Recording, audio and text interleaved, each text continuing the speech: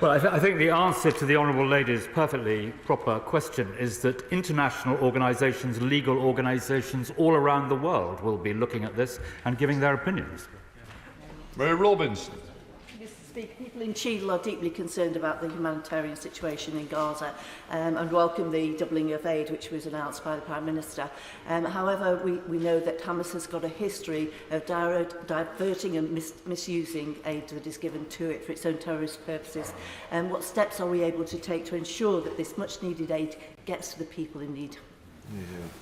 Well, she's quite right. She's quite right to make that warning about the proper use of aid, Mr. Speaker. I can tell her that this is probably the most scrutinised programme that Britain has in terms of humanitarian relief and support. And if ever we see anything which we think is untoward, we immediately stop using that group. But we operate through trusted partners, and the proof is that they are trusted and partners. Stephen Crabb. Mr. Speaker, last week UNRWA stated that Hamas had stolen fuel, medical supplies and food that were intended for Palestinians. They then subsequently deleted that statement, but it's well documented in recent years the way that Hamas has repeatedly compromised UNRWA operations in Gaza. So what assurances can my right honourable friend give that that aid will be targeted correctly and reach the people who so desperately need it? Well, my right honourable friend is right that UNRWA operate in difficult circumstances, but I can tell him that we talk to UNRWA all the time about the proper use of these resources, and we will do everything we can always to make sure they go to the intended place. Sarah Bretliff. Speaker, my constituents in Harman and Hassenden and myself want to thank the Foreign Secretary for all the work he is doing to ensure aid is getting to Gaza. But we know the UN have stated that it needs at least 100 trucks a day to take the aid to those who desperately need it. So can my right honourable friend set out what conversations he's having with his Israeli and Egyptian counterparts to make sure that aid is getting where it needs to be? Foreign Office officials and indeed the Foreign Secretary and others are talking to all the relevant authorities in Egypt and in Israel.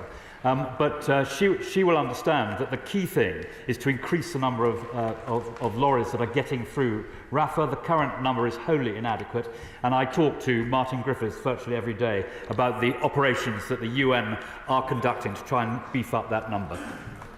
Crispin Blunt. Mr. Speaker, yesterday the Prime Minister said that we would finally challenge actions that undercut legitimate aspirations for Palestinian statehood. None more fundamental than 57 years of the breach of the Fourth Geneva Convention by the illegal occupation of the territories, then with 750,000 Jewish settlers placed in those territories, have made a two-state solution very, very difficult indeed. Or are we actually now going to do something about that?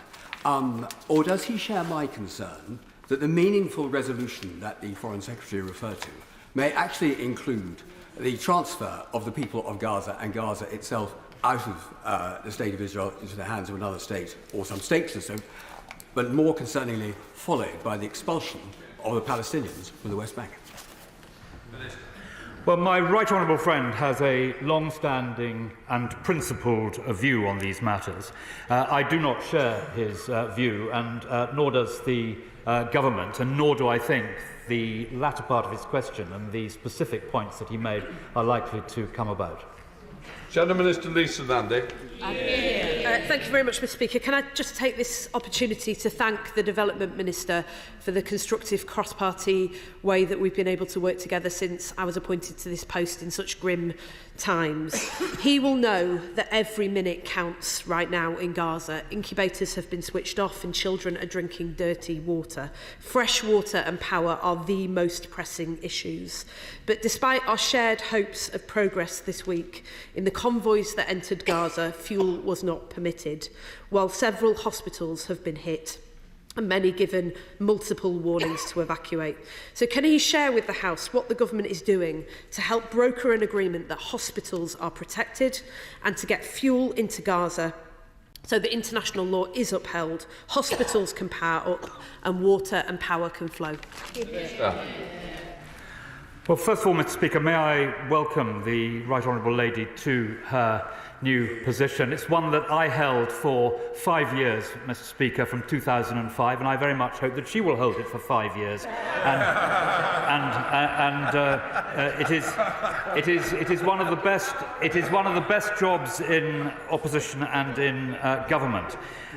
She will also know, in respect of the question that she asked, that we are having humanitarian discussions with everyone, intent as we are on getting relief supplies, humanitarian supplies, through to those who need them. She asked me specifically about attacking a hospital. Attacking a hospital is a war crime. We should be in no doubt about that. Question number 7, Mr. Speaker. Thank you, Mr. Speaker. Following the conflict in Nagorno-Karabakh last month, the government called for an end to the violence, direct talks between parties to the conflict and urgent humanitarian access. We provided £1 million to the International Committee for Red Cross to meet humanitarian needs, and of course the UN has had access to the region. We encourage Azerbaijan to continue cooperation in this regard. I thank the Minister for his answer, and I also refer the House to my role as Vice Chair of the APPG for Azerbaijan. Can he tell the House what support the UK Government and indeed British companies are providing in the Karabakh region of Azerbaijan to help clear the landmines laid by Armenian forces, as well as to support the reconstruction of the towns and communities that were destroyed and looted during the occupation?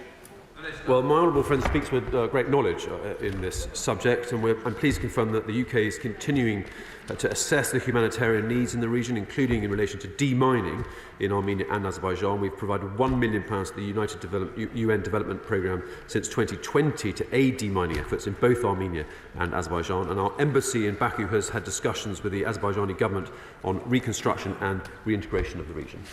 Chris Law. Thank you, Mr. Speaker. Mr. Speaker, whilst unspeakable horrors unfold in Israel and Palestine, we must not forget other conflicts around the world in which crimes against humanity are being committed against innocent civilians. Following Azerbaijan's military intervention in Nagorno-Karabakh, almost all of the entire ethnic Armenian population has been forced to flee. While over 100,000 people displaced and reports as few as 50 to a maximum of 1,000 remain in the region, does the Minister agree that this bears the hallmarks of ethnic cleansing?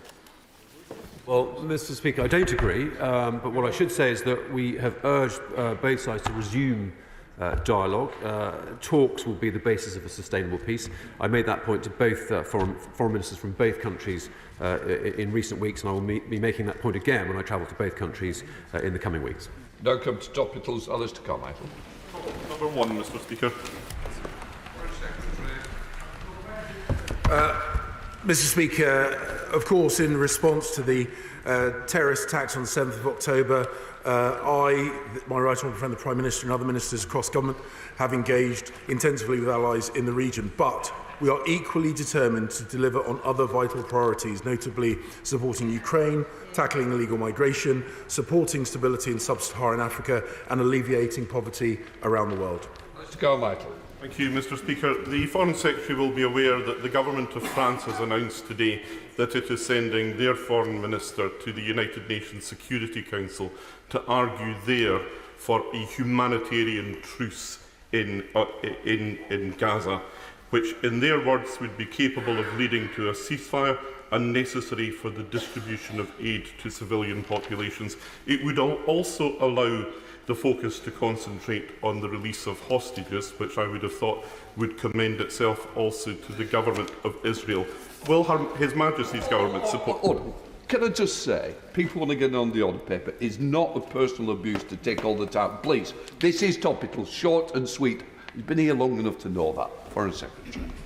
Mr. Speaker, I can assure the right honourable gentleman that we are trying to find every avenue to alleviate humanitarian suffering. Will be represented at senior ministerial level at the UN Security Council later on today. We want to take action that will actually deliver aid and support to the Palestinian people who are suffering in Gaza. Johnson. Mr. Speaker, 7 years ago, my Dartford constituent George Lowe was brutally murdered in Cyprus.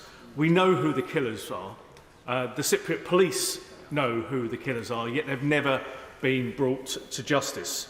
Whilst I accept this is a complicated diplomatic situation, will the Minister please assure the House that the Foreign Office will not rest until justice for George Lowe is forthcoming? My sincere condolences, of course, go out to George Lowe's family. Consular staff remain in contact with the Cypriot authorities and family on this case. We passed a letter from George's family regarding the investigation to the Cypriot authorities and followed up for a response most recently on the 5th of October, and I'm very grateful for the honourable members' advocacy in this case, and of course we will keep in touch and see what we can do. Thank you, Mr Speaker. On the 27th of June, this House passed Labour's motion to call on the government to bring forward legislation within 90 days to seize and repurpose Russian state assets for Ukraine's recovery. But 120 days have now passed since that motion was passed, and we've heard nothing but vague words. When will the Foreign Secretary do what Labour's called for and actually deliver what Ukraine needs, which is the difficult, necessary steps to make sure that Russia pays? Mr Speaker, the state seizure of private assets is a very serious act, and it's an act that typically we condemn in other countries. I have made it absolutely clear, the government's made it absolutely clear, that the people who are responsible for brutalising Ukraine will ultimately pay for its reconstruction. My friend, the Foreign Secretary, agree that one of the most important messages that Palestinians need to hear from the international community right now is that the two-state solution isn't dead. And can he say a bit more about his discussions with Israeli counterparts about what more can be done to resuscitate faith and optimism in the two-state solution? My right honourable friend is absolutely right. Having the prospect of a peaceful and secure Israel alongside a peaceful and secure Palestine as a two-state solution is our best route to navigate these terrible situations successfully, and that will remain at the heart of UK foreign policy in the region. Morgan. Thank you, Mr Speaker. Does the Minister agree with me that delivering fuel supplies into Gaza is essential to prevent further humanitarian catastrophe and to ensure the delivery of aid achieves its full impact? Well, I thank the honourable gentleman for his question. We are doing everything we can.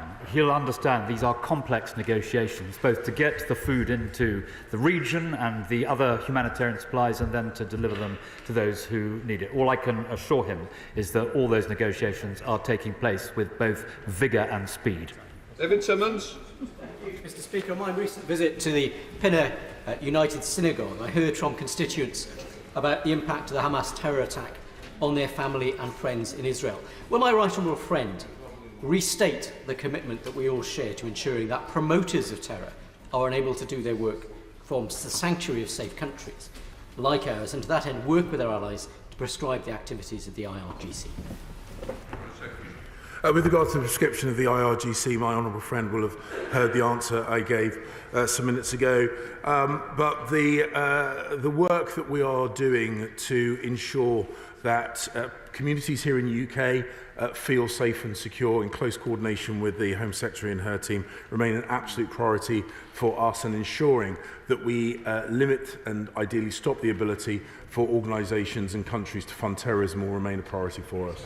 Thank you, Mr Speaker. The United Nations High Commissioner for Human Rights said yesterday that immediate and broad humanitarian ceasefire is essential for Gaza and Israel. If more aid for Gazans, including fuel, medicine, food and water, does not arrive in days, many will die in Gaza. He added that the violence will never end unless leaders stand up and take the brave and humane choices that are required by fundamental humanity. Will the Secretary of State heed these calls from the international community and support an immediate humanitarian ceasefire? Mr Speaker, in order to have a ceasefire, all parties have to agree to it, and I refer him to other answers that have taken place during this session of questions.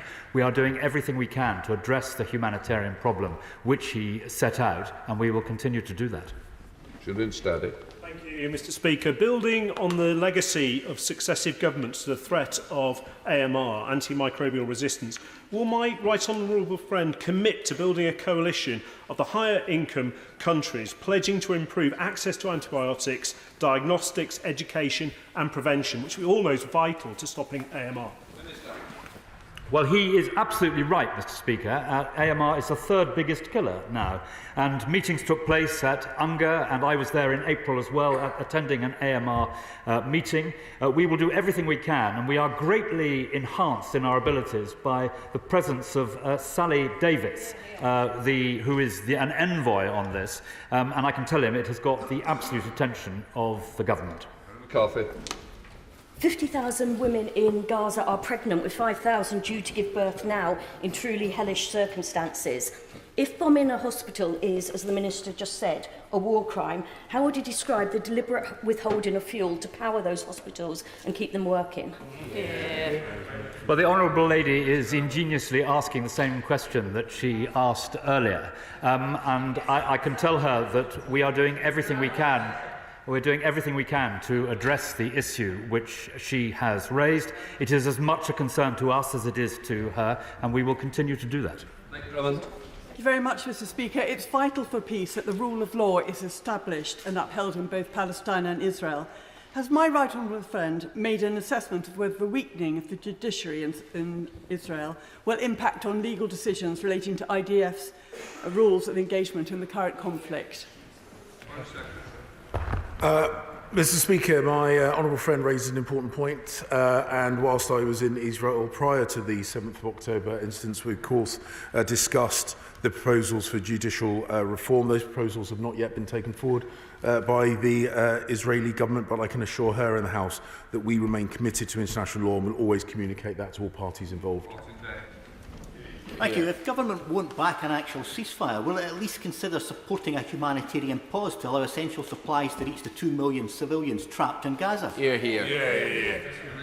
Mr. Speaker, the government, along with its partners, is doing everything to try and progress humanitarian support and supplies into Gaza.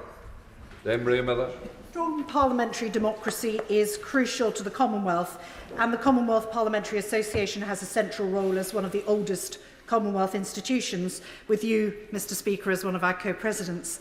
My right honourable friend's department acknowledges new legislation is needed to recognise the CPA as an international inter-parliamentary organisation to keep it headquartered here in the UK.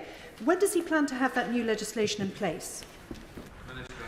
Well, my right honourable friend is absolutely right about the extraordinary contribution the CPA make around the world, and we are very anxious to address the issue which she has raised and to find a mutually acceptable solution. I hope that this can be done by legislation once parliamentary time allows, but if it is not possible to place it in the King's speech, she will know, as I know, that there are other ways of pursuing the matter. Joanna Cherry. Thank you, Mr. Deputy Speaker. Does the government agree that there needs to be a full, independent, international inquiry into the recent terrible events in Israel and Gaza, with full access to the Gaza Strip as well as Israel? And does the government agree that only a proper process of accountability for those responsible for the commission of any crimes, including war crimes, identified, whether Israeli or Palestinian, that's the only way forward? And will the government review its position on the jurisdiction of the International Criminal Court? I have no doubt that in the aftermath of these brutal terrorist attacks on the 7th of October and Israelis' defensive response, there will be an assessment of what has happened. We would want any such assessment to be as comprehensive and independent as possible. Foreign Secretary made representations to his Pakistan counterpart about deeply worrying human rights abuses committed against Hindus and other minorities, especially women and girls subjected to forced conversion and forced marriage. Notwithstanding the challenges in Israel and Gaza, protecting freedom of religion or belief, including for minority communities, remains central to the UK government's human rights engagements, including in Pakistan. And my right honourable friend, the Foreign Secretary, raised the persecution of religious communities, which include Hindus, with Pakistan's Prime Minister on the 25th of September. Lyndon. Thank you very much, Mr. Speaker. On Saturday, I stood with thousands of Glaswegians whose overwhelming message was clear that we need a ceasefire now. The only way that we can begin to de-escalate this conflict on both sides, a conflict that has led to a humanitarian catastrophe, is by ending the bombardment of Gaza, ensuring the flow of humanitarian aid and creating that space for engaging in diplomacy and dialogue. So in light of all that, why doesn't the British government call for an immediate ceasefire now? Mr. Speaker, as we've seen over and over again this morning, calling for a ceasefire is the easy bit. Actually negotiating something meaningful is considerably harder. As my right honourable friend has said repeatedly at the dispatch box, we are working with all parties. He makes reference to Israel's actions, but I would remind the House that a ceasefire without Hamas stopping its bombardment of Israel is not a meaningful ceasefire. Dominic Raab. Speaker, last week China put export restrictions on graphite, essential for EV batteries. 4 out of 10 of the top producers are Commonwealth members. Will the government pursue a partnership agreement on critical minerals with the Commonwealth to reinforce those supply chains? Mr. Speaker, I'd like to commend my right honourable friend for pursuit of a subject which I know from the time he was in my position was very much in his thinking. I can assure him that the critical minerals strategy is something I discuss regularly with Commonwealth leaders and others, particularly in Africa. It is in their interest and ours that they protect their own natural resources. Pryor. Thank you, Mr. Speaker. Let's have another try. Has the International Development Minister had direct discussions with his Israeli counterpart about getting fuel into Gaza? Because once the fuel runs out, hospitals stop and people die. I have not had those discussions with my Israeli opposite number, but he may rest absolutely assured that the contact with the Israeli government, not least through the visit of the Prime Minister and the Foreign Secretary in the last few days, focuses on every aspect of this issue. Thank you, Mr. Speaker. The war in Ukraine is undoubtedly the largest land war in Europe for decades. Notwithstanding other pressures around the world, would my right honourable friend, the Foreign Secretary, reaffirm the UK's commitment in terms of its support for Ukraine and the Ukrainian people?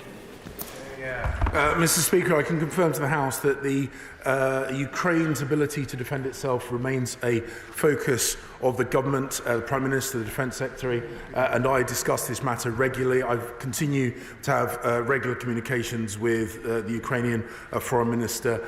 This may have fallen temporarily from the headlines in the British newspapers. It has not fallen from the minds of the British government.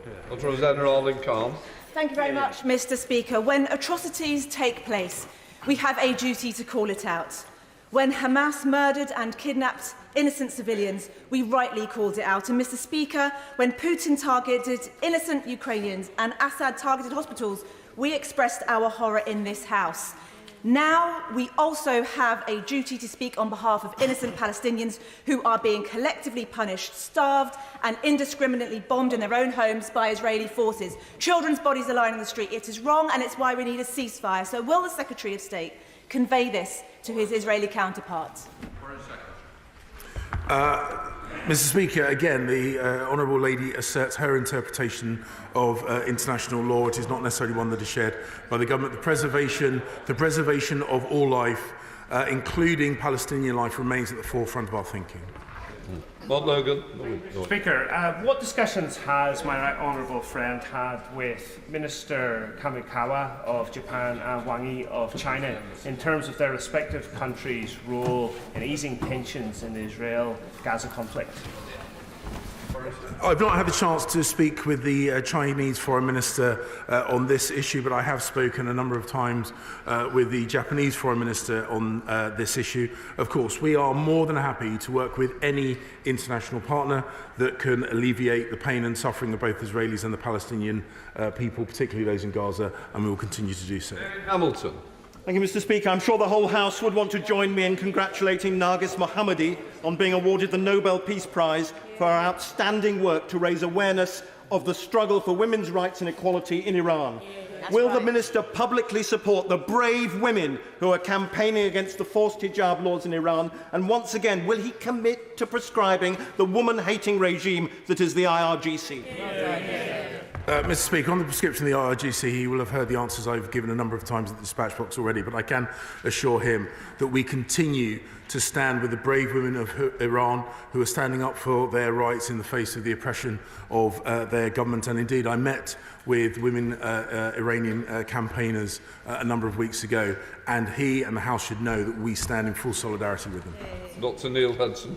Thank you, Mr. Speaker. I pay tribute to the Prime Minister, the Foreign Secretary and their teams for their important diplomatic efforts in the Middle East in recent days.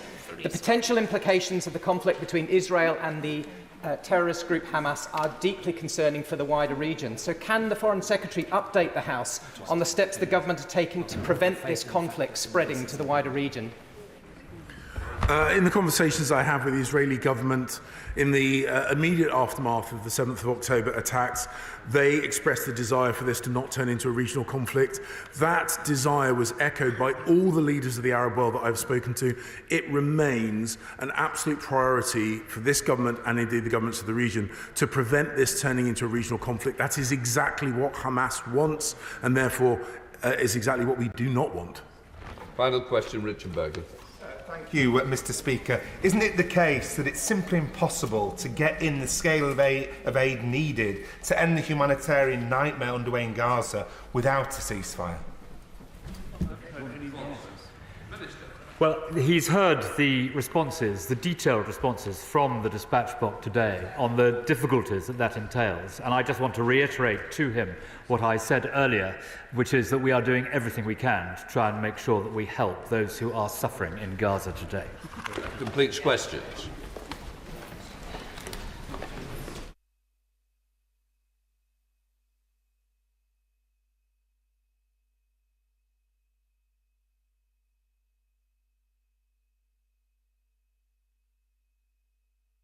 Right, we now come to the urgent question.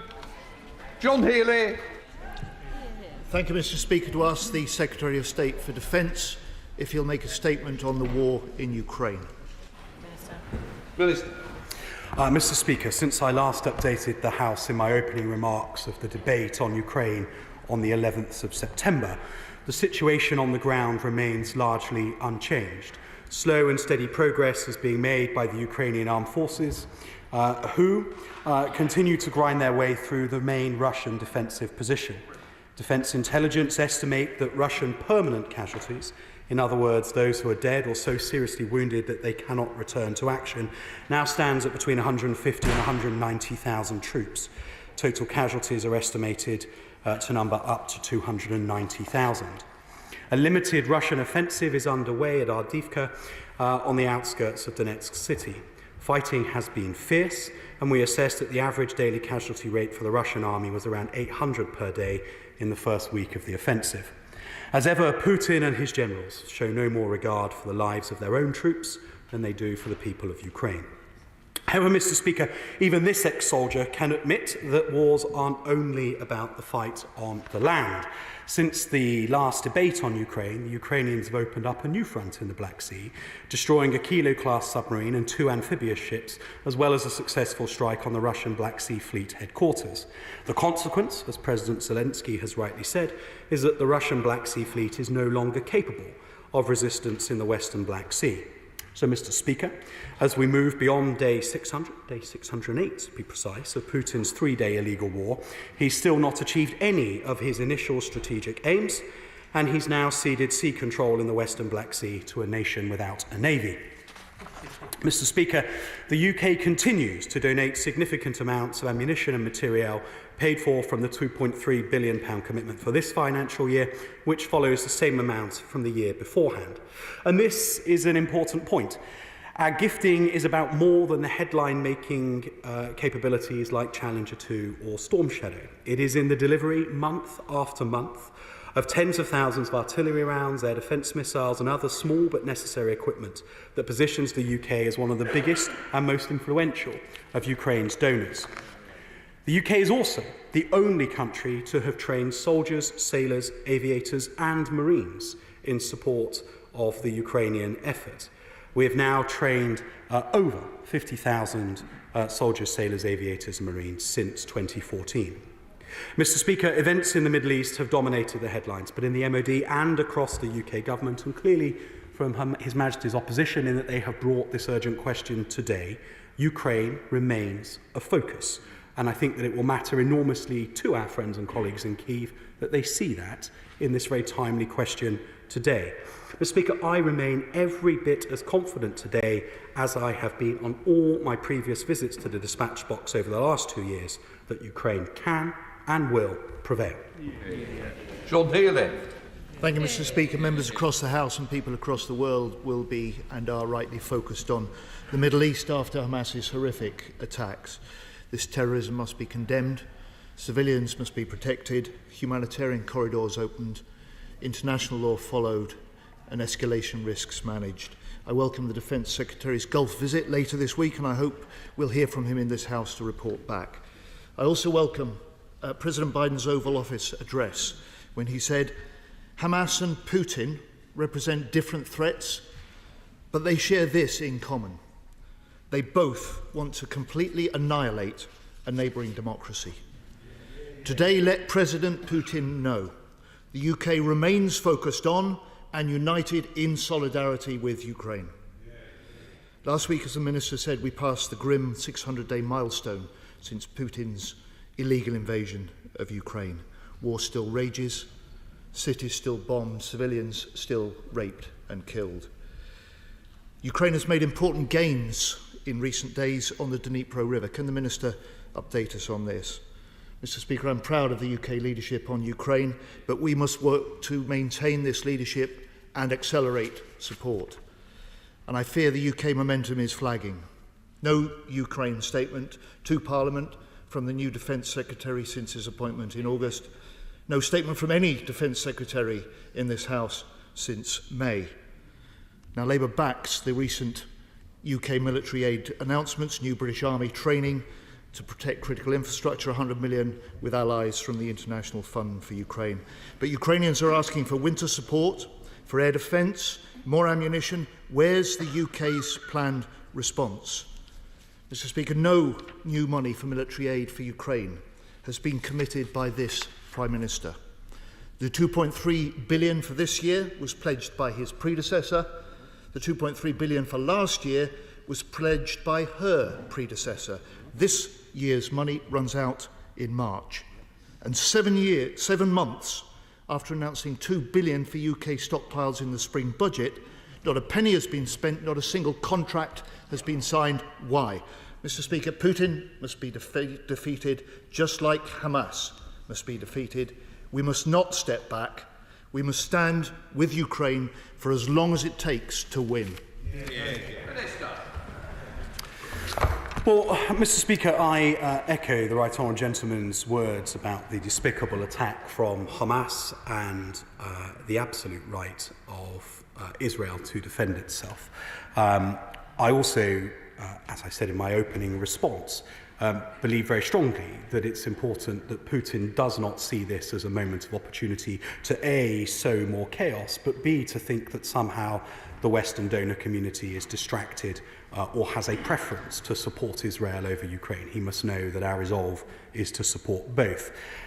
He rightly noted that Secretary of State is in the Gulf later this week, and I'm sure that he will want to talk about what he hears there, although he will also, I suspect, want to keep some of that counsel private as we seek to calibrate how we posture ourselves within the region in order to reassure our allies and deter those who might seek to make a bad situation even worse. The Secretary of State was in Washington last week, has had a number of calls with other partners around the region. So too has CDS and I, as part of an MOD-wide effort to make sure that we are constantly calibrating our response alongside those that we traditionally work with in the region, and we make sure that nothing that we do is misinterpreted. Mr. Speaker, the Right Honourable Gentleman and I think are friends. And so it is with some dismay that he dismisses all of my efforts at the dispatch box to keep the House updated on the war in Ukraine. I have stood here as recently as the 11th of September to lead an excellent debate on the matter and given a number of statements on the Secretary of State's behalf. I'm sorry if he is so rank conscious as to deem my efforts unworthy, but I have done my best. Mr. Speaker, the Right Honourable Gentleman is absolutely right to point to the fact that the excellent financial contribution that has been made over the 2 previous financial years is as yet unconfirmed for the next financial year. It will not surprise him to know that that has already been the subject of conversation across government. It's not for me to make that announcement in a UQL statement today, but a major fiscal event is forthcoming, and so I know he won't have to wait too long. But, Mr. Speaker, that doesn't mean that our plans are uncertain. And in fact, I push back quite strongly on the suggestion that they are. I think that for a long time, over the last 2 years, there's been a sort of a misunderstanding that the UK's capacity to gift is entirely either from our own stockpiles or from our own indigenous industrial capacity. The vast majority of what the UK gifts is what we're able to buy internationally, often from countries that Putin would prefer weren't providing us with that stuff, but we have been able to get our hands on it and get it to the Ukrainians with some haste. And that is exactly the sort of thing that the Honourable Gentleman asked about. It is the small but necessary things, the winterisation equipment, the small arms ammunition, the artillery ammunition, the air defence ammunition.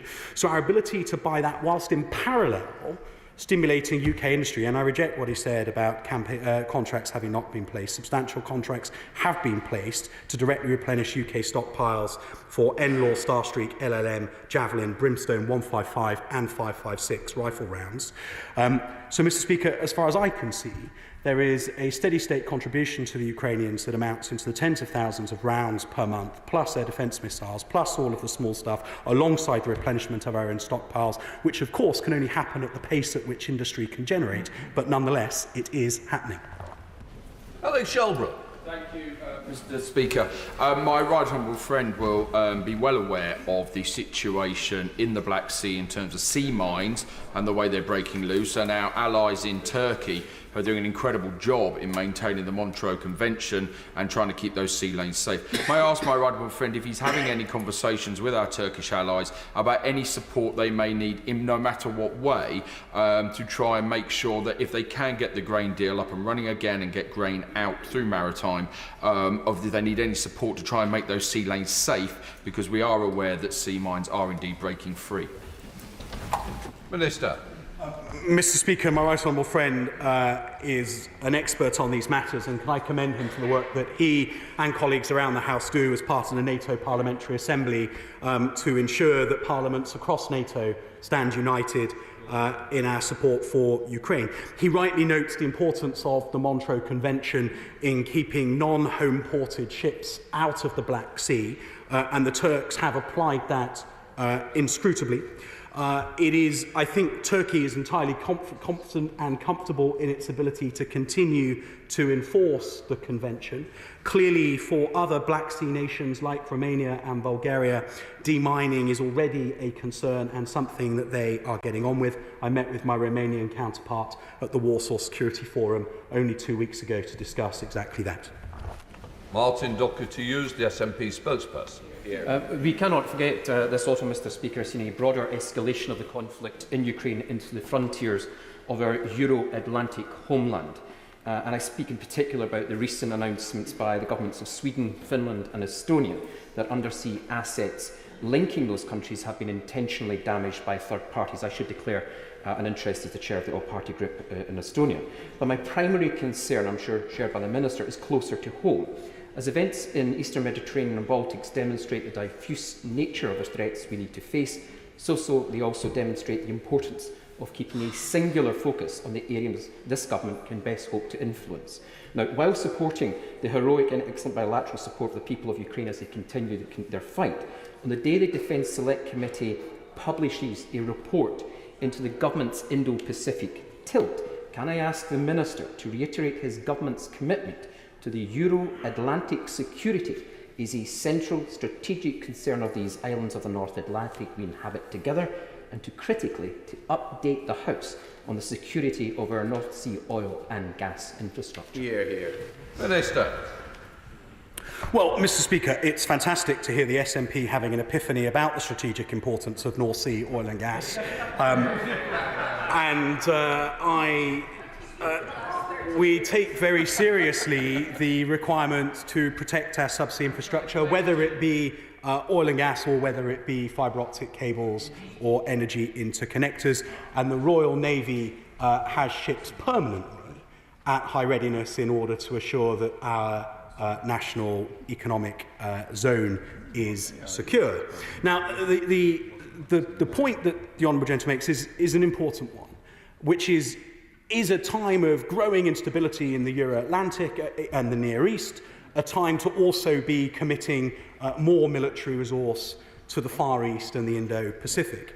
And every defence review, the original integrated review and its refresh, was clear that the absolute foundation of all of our military effort is around security in the Euro-Atlantic. But if our principal ally in the United States is ever more concerned, as it is, about its competition with China and the challenge in the Indo-Pacific, it is necessary, surely, to show our willingness to contribute to Indo-Pacific security alongside the United States, so that the United States, Mr. Speaker, remain engaged in Euro-Atlantic security too. Dr. Julian. Sir Julian.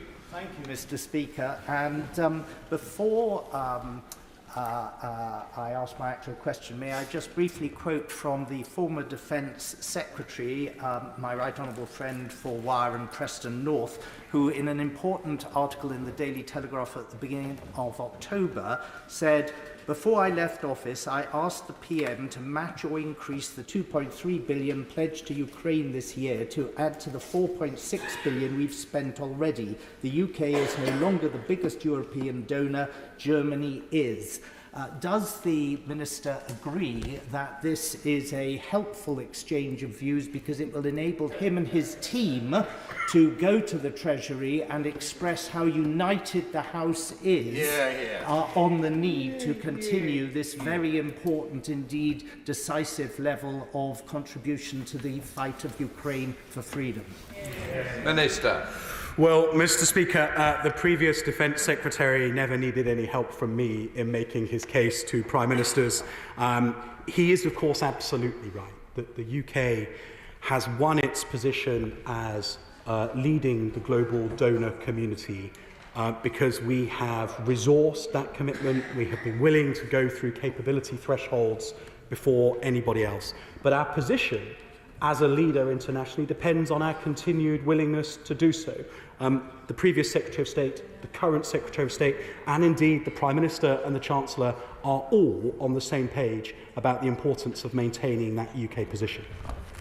Direct to it. Thank you, Mr. Speaker. Can I just say to the Minister that I completely agree with the comments made and concerns raised by my right honourable friend, the Shadow Secretary of State.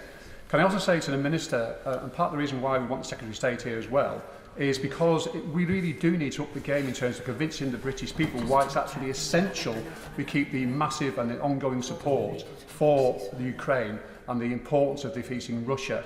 Now, can I just say to the Secretary of State, it follows on from the last question, it's clear that Ukraine needs more resources, whether that's equipment, munitions, armaments, etc. And they really do need to step up even further. So can I say to the Minister, will he go back and talk to the Secretary of State and his colleagues in Cabinet and say we really do need to put more resources into supporting Ukraine? Minister. Well, Mr. Speaker, the Honourable Gentleman absolutely right that we should not take for granted the cross-party and national consensus that has existed about support for Ukraine, and that all of us in this House continue to stand in solidarity with the Ukrainian armed forces. And I think we set the tone that the media and the nation follows. But it is a significant amount of money at a time when everybody else around the Cabinet table will also be seeking resource for their departments. And so we must, as the Honourable Gentleman says, make the case. But the case, as far as I can tell, is a completely compelling one. What the Ukrainians are doing is standing up to our main adversary, the nation that challenges security in the Euro-Atlantic most profoundly. And it is through our support for them that we are making a very clear stand about how we want the Euro-Atlantic to be. And in so doing, reassuring all of our NATO allies along NATO's eastern frontier of our resolve to stand up to Russian aggression and with them under the terms of NATO's treaties. Sir Bernard. May I very much welcome my right honourable friend's clarity about how absolutely critical it is for the security of the world and the rules-based international order that there is a successful outcome for Ukraine in this conflict? And can he do everything he possibly can to make sure that the critical long-term, longer-range missiles and air defence systems, which are having a very detrimental effect on the Russian armed forces, continues to get through? And may I just add my voice to my right honourable friend, the member for New Forest East. We take it as read that the extra money will be announced in the autumn statement, at least as much, if not more, than before, in order to help sustain Ukraine in this dreadful conflict. Minister. Well, Mr. Speaker, I completely agree with my right honourable friend about the need to maintain our support for the Ukrainian armed forces. There are a number of step change capabilities that will come into Ukrainian hands over the next 12 months or so, most obviously combat air.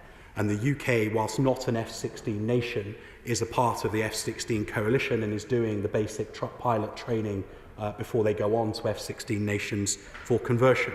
And I know that the Prime Minister agrees with all in the House who make the case for the need to us to continue to support Ukraine into the next financial year. Richard Ford. Thank you, Mr. Speaker.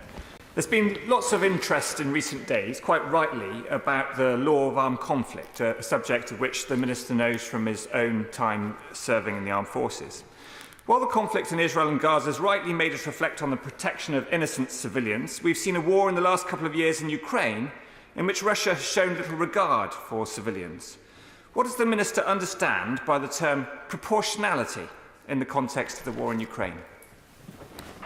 Minister.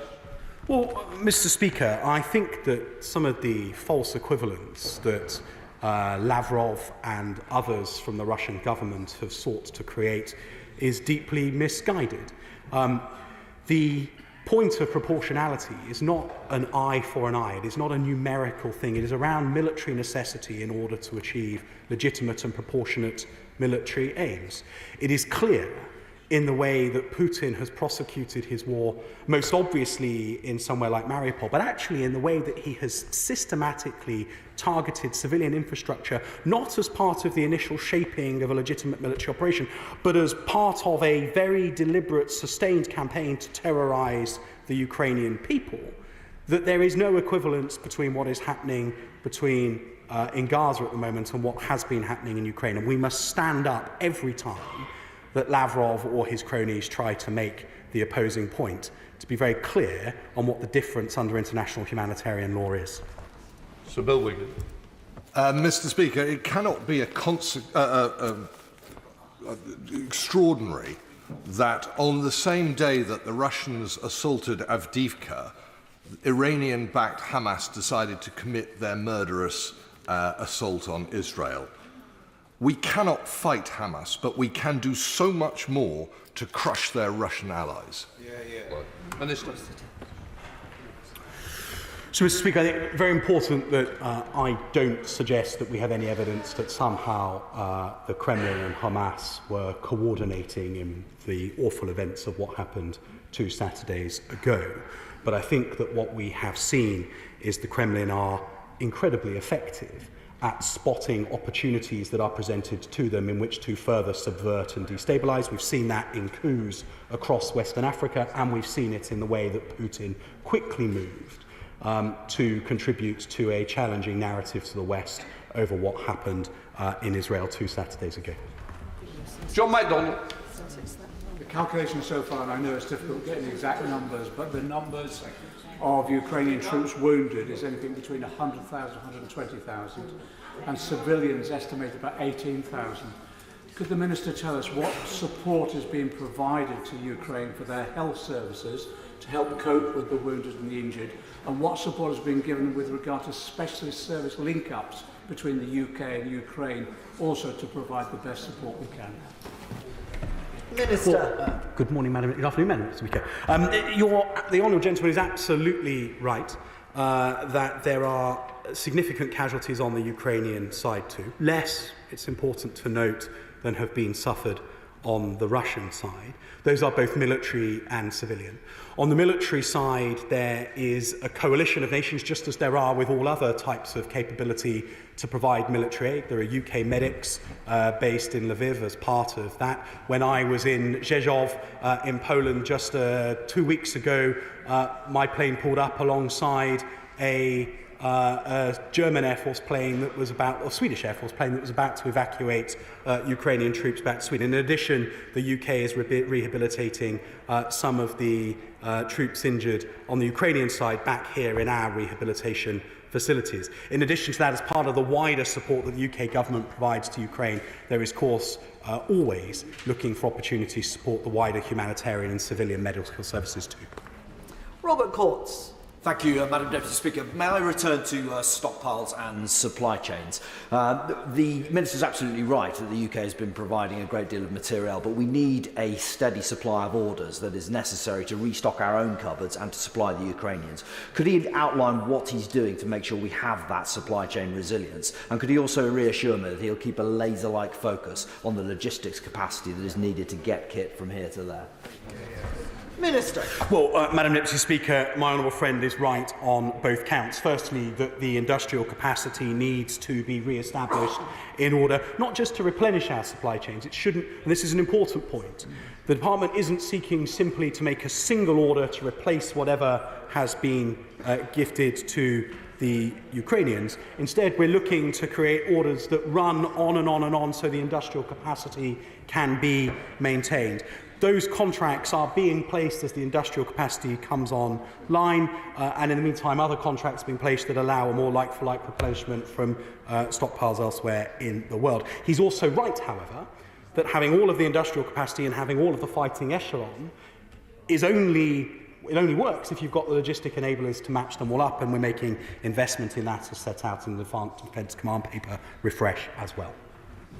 Judith Cummings. Thank you, Madam Deputy Speaker. We must not forget Ukraine, and we must continue to stand with Ukraine.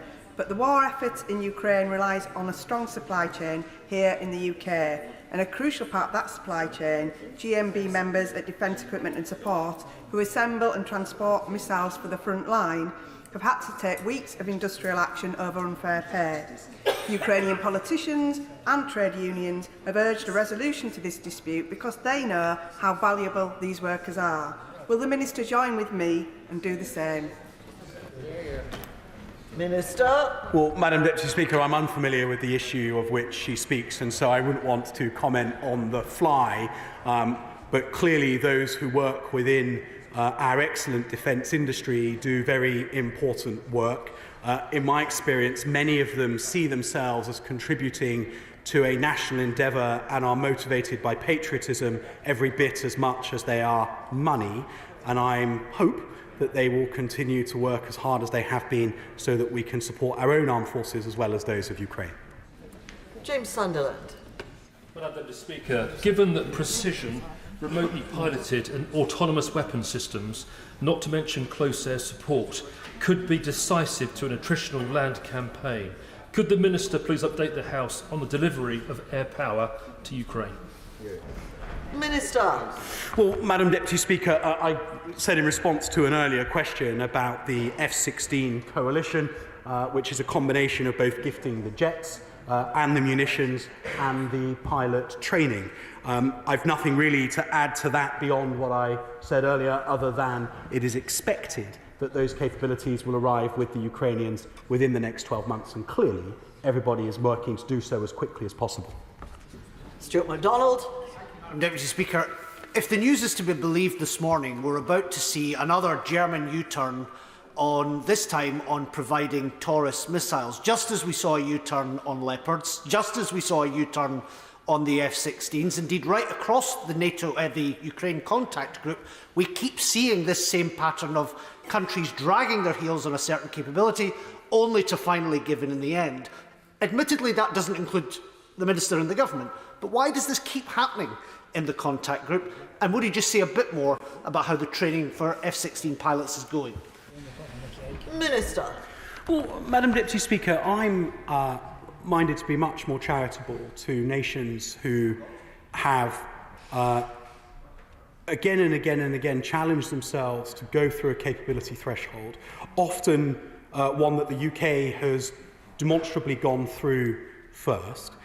And for the Germans, if you take the position that they have traditionally taken to where they are now post-Zeitenwende, it is extraordinary, the level of gifting that they are now providing. And so I think it's invidious for me to be in any way critical. In fact, I'll go the other way and say how full of admiration I am for the way that German policy has shifted so completely over the last 2 years. Sarah Atherton. Speaker, they say infantry wins battles, but logistics wins wars. But with Western stockpiles diminished, what conversations has the Minister had with the defence industry sector about supporting Ukraine to produce and manufacture their own munitions? Minister. Well, Madam Deputy Speaker, as keen a follower as Defence Affairs will have spotted that the Chief Executive of BAE Systems was in Kyiv at the back end of the summer, and BAE have already announced their intention to manufacture in Ukraine. That is clearly something that the British government supports, and we will look at how more widely UK industry can not only support our support for Ukraine through the UK MOD, but can increasingly manufacture directly in support of the Ukrainians. Tamanjit Singh Dasi. Thank you very much. Madam Deputy Speaker, due to Putin's illegal invasion of a sovereign neighbouring nation, Ukraine is now the most heavily mined country on earth, leading to countless deaths of innocent civilians. So, as the Ukrainians continue making progress with their counter-offensive, what steps is the Defence Minister taking to significantly expand our support in providing mine-clearing equipment to Ukraine? Minister. Well, Madam Deputy Speaker, with the exception of the northern Kharkiv Oblast, which was recovered at some pace last autumn, I'm not sure that the front line has moved anywhere near enough to start to talk about a civilian demining effort in the defensive belts that have been laid over the last year or so. The Honourable Gentleman, I think from his gesticulation, is suggesting that the progress that's been made over the last 4 or 5 months is such that the 30-kilometre defensive belt that was well seeded with mines by the Russians is still very much within artillery range and a part of the offensive action or the defence of against Ukraine that is happening at the moment. He's absolutely right, however, that the use of mines, even anti-armour mines, not just anti-personnel mines, is an appalling reality of modern warfare, and that there must be some urgency in clearing up the battlefield thereafter. But I would just gently suggest that the military facts don't lend themselves to any effort such as that right now. Jason McCart. Thank you, Madam Deputy Speaker. With the world quite rightly focusing on the Middle East, I really welcome this question as an opportunity for us to show our solidarity with Ukraine once again. And can I just say I really welcome the Labour front bench likening Hamas and Putin as barbaric bedfellows in trying to annihilate neighbouring democracies. Madam Deputy Speaker, at a recent NATO Parliamentary Assembly summit, we had a briefing from Colonel Maxim Supran, commander of the 66th Mechanised Brigade of the Ukrainian Armed Forces. He talked about the urgent need for more anti-tank weaponry, unmanned aerial systems, electronic warfare capability, and of course ammunition. How is the Minister making sure that we can deliver the munitions and military capabilities that the Ukrainian armed forces so bravely need on the front line to defend their democracy? Minister. Well, Madam Deputy Speaker, for over 2 years now, the UK MOD alongside the US DOD have had an incredibly strong relationship with the Ukrainian Ministry of Defence, and it's through those relationships at the political level, at the military level, and indeed the connections between our defence procurement agencies that allow us to have such a close understanding of what the Ukrainian requirement is, not just for the fight right now, but also for the fight in 6 months' time. We'll continue to maintain those relationships. We'll continue to invest in the resources that are needed. The thing that guides us, quite obviously, is what the Ukrainians need to stay in the fight tonight, tomorrow, and to eventually prevail. And everything that we set out to procure on their behalf is with those plans in mind. Joanna Cherry. Madam Deputy Speaker, while we all stand with Ukraine, there's considerable concern about the likely length of the war. And earlier this month, I attended the Pentlands Ukrainian Support Group, which is supported by Curry and Balerno Rotary Club in my constituency, and is a support group for Ukrainian refugees in Edinburgh South West. And many of the women there were asking me what will become of them if the war continues and their 3-year visas are up. And I just wondered whether the Minister has had any discussions with the Home Office about the need to extend humanitarian visas to Ukrainians, or indeed to look at giving them indefinite leave to remain. Minister. Madam Deputy Speaker, those are not conversations that I've had, but since the Honourable Lady has mentioned it, I will undertake to have them. And I would reflect, firstly, I'd commend her local Rotary Club in leading the support of the Ukrainian committee, the Ukrainian community in her constituency. And it is a really uncomfortable reality that everything I would want to say to her constituents, just as I want to say to the Ukrainians who are living in my own constituency, is don't worry, this will be over soon, you'll be home soon.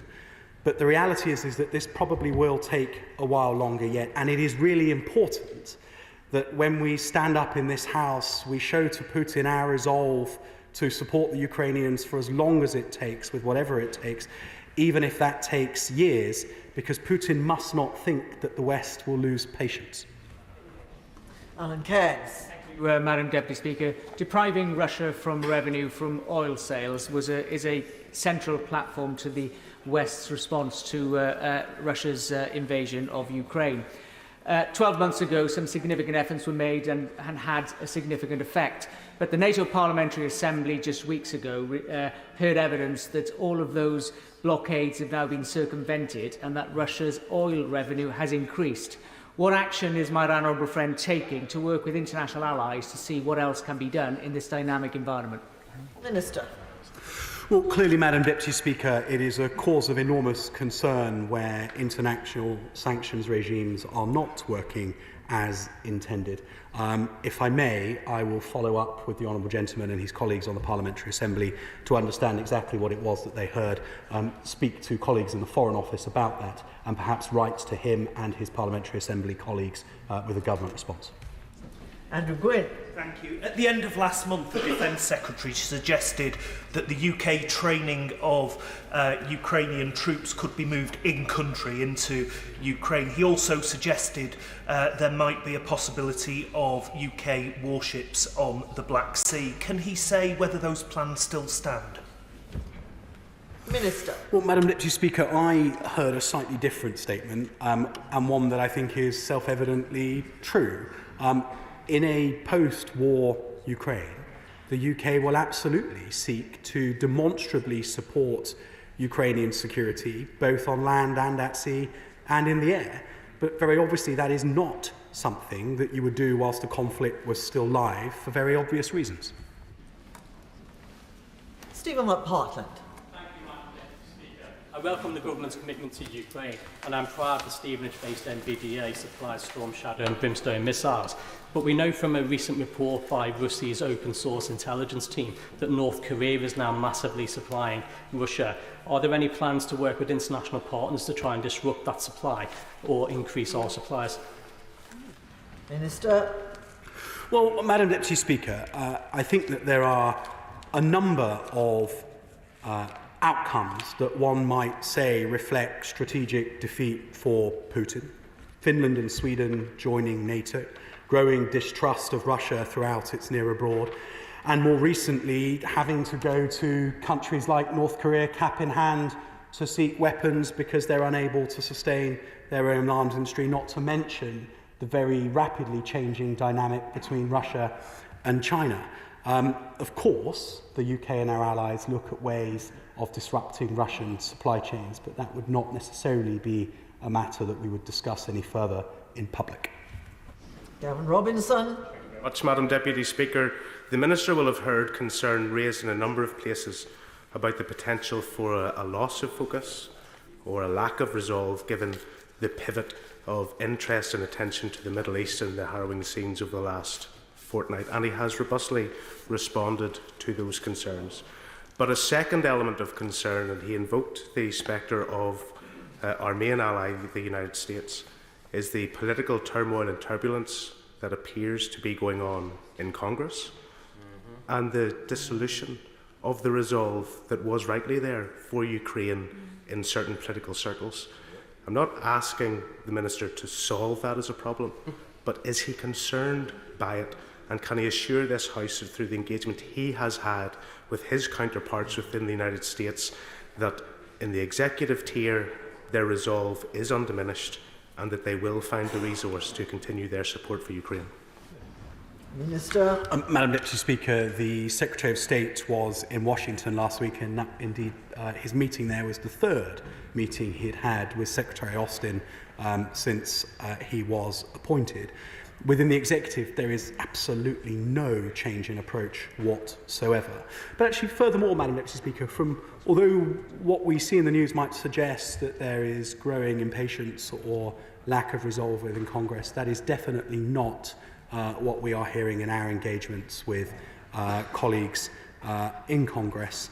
I think America has a very strong sense of what its role in the world is, what this moment of challenge is, and I think that despite whatever domestic politics may or may not be playing out, the resolve of Congress to stand firm on the side of freedom is as strong as it's always been. Dr. Luke Evans. Thank you, Madam Deputy Speaker. And earlier on, the Minister highlighted the developments in the Black Sea. Clearly, that is so important with regards to grain and feeding the world. Could he update the House on what the government's position is on the Black Sea Grain Initiative and how we can make sure the grain is getting out to feed the world? Minister. Well, Madam Deputy Speaker, the government continues to be affronted by the idea that grain to feed the world should be traded as as part of some deal. The Turks have shown admirable leadership in seeking to facilitate the movement of grain out of the Black Sea. The UK continues to support those initiatives. But if I may, Madam Deputy Speaker, I will write to him with a more fulsome response on the Black Sea Grain Initiative specifically. Emma Hardy. Thank you, Madam Deputy Speaker. Recently met with Ukrainian refugees in my constituency, and they're really worried about this war lasting a lot longer than was originally anticipated. And what they really want is security, to know that they can remain safe here in the UK for as long as this appalling war continues, past the date of the 31st of December 24. So I wonder what conversations the Secretary of State has had with the Home Office about ensuring that Ukrainian refugees who are here can continue to remain here in safety for as long as they need to. Minister. Madam Speaker, I think the Honourable Lady might have been momentarily distracted. The exact same question came up 10 minutes or so ago, but I will add her name to the Honourable Lady's in my conversations with Home Office ministers. Simon Fell. Very much, Madam Deputy Speaker. Providing material, support, logistical cover is crucial to pushing back Russian aggression in Ukraine, but so is a strong sanctions regime. Madam Deputy Speaker, earlier today a worrying report surfaced saying that whilst the UK has banned Russian copper, aluminium and nickel, the EU has not done the same, as they deem them to be critical minerals. I wonder if my right honourable friend could update the House as to what the government is doing to make sure we present a united front in our battle against Russia. Minister. Madam Deputy Speaker, when it comes to EU sanctions on Russian critical minerals, the honourable gentleman has exposed a significant flaw in my knowledge. I'll need to write to him. Alex Sobel. Thank you, Madam Deputy Speaker. I'd like to first thank the Shadow Secretary of Defence for calling this urgent questions the co-chair of the Ukrainian PG and the Minister for his update. In his update, he spoke about the new phase of the war, particularly important phase of the war regarding the Black Sea and Crimea, and Ukraine will not be free until every Russian soldier has left Crimea. I know the Minister of Defence has trained Sea King pilots, has delivered Sea Kings, I understand 3 Sea Kings, but these are for search and rescue. What naval aid is the UK supplying to Ukraine for this next phase of the war, which will be vital? Minister. Well, Madam Deputy Speaker, the UK has provided a number of capabilities that have been used by the Ukrainians in their effort in the Black Sea. None of those are explicitly naval, but the challenge with the Montreux Convention is that the minesweepers, for example, 2 of them that the Royal Navy has transferred to the nascent Ukrainian Navy can't enter the Black Sea whilst the Montreux Convention is in place. And that, of course, puts a constraint on our ability to generate a genuine naval capability until the Montreux Convention is lifted. Kevin Foster. Thank you, Madam Deputy Speaker. When Putin launched his attack on Ukraine, he not only expected to conquer a neighbouring democracy, but to split the international community. Instead, he united it, because people cannot remain neutral when we see this type of behaviour go on. The biggest rebuff to him will be a strengthened and enlarged NATO. So what conversations is he having, particularly with his Turkish and his Hungarian counterparts, about ensuring ratification of Sweden's membership it proceeds forthwith? Minister. Well, Madam Deputy Speaker, it remains our firm expectation that Sweden will accede to NATO, and we continue to press all allies to ensure that that happens sooner rather than later.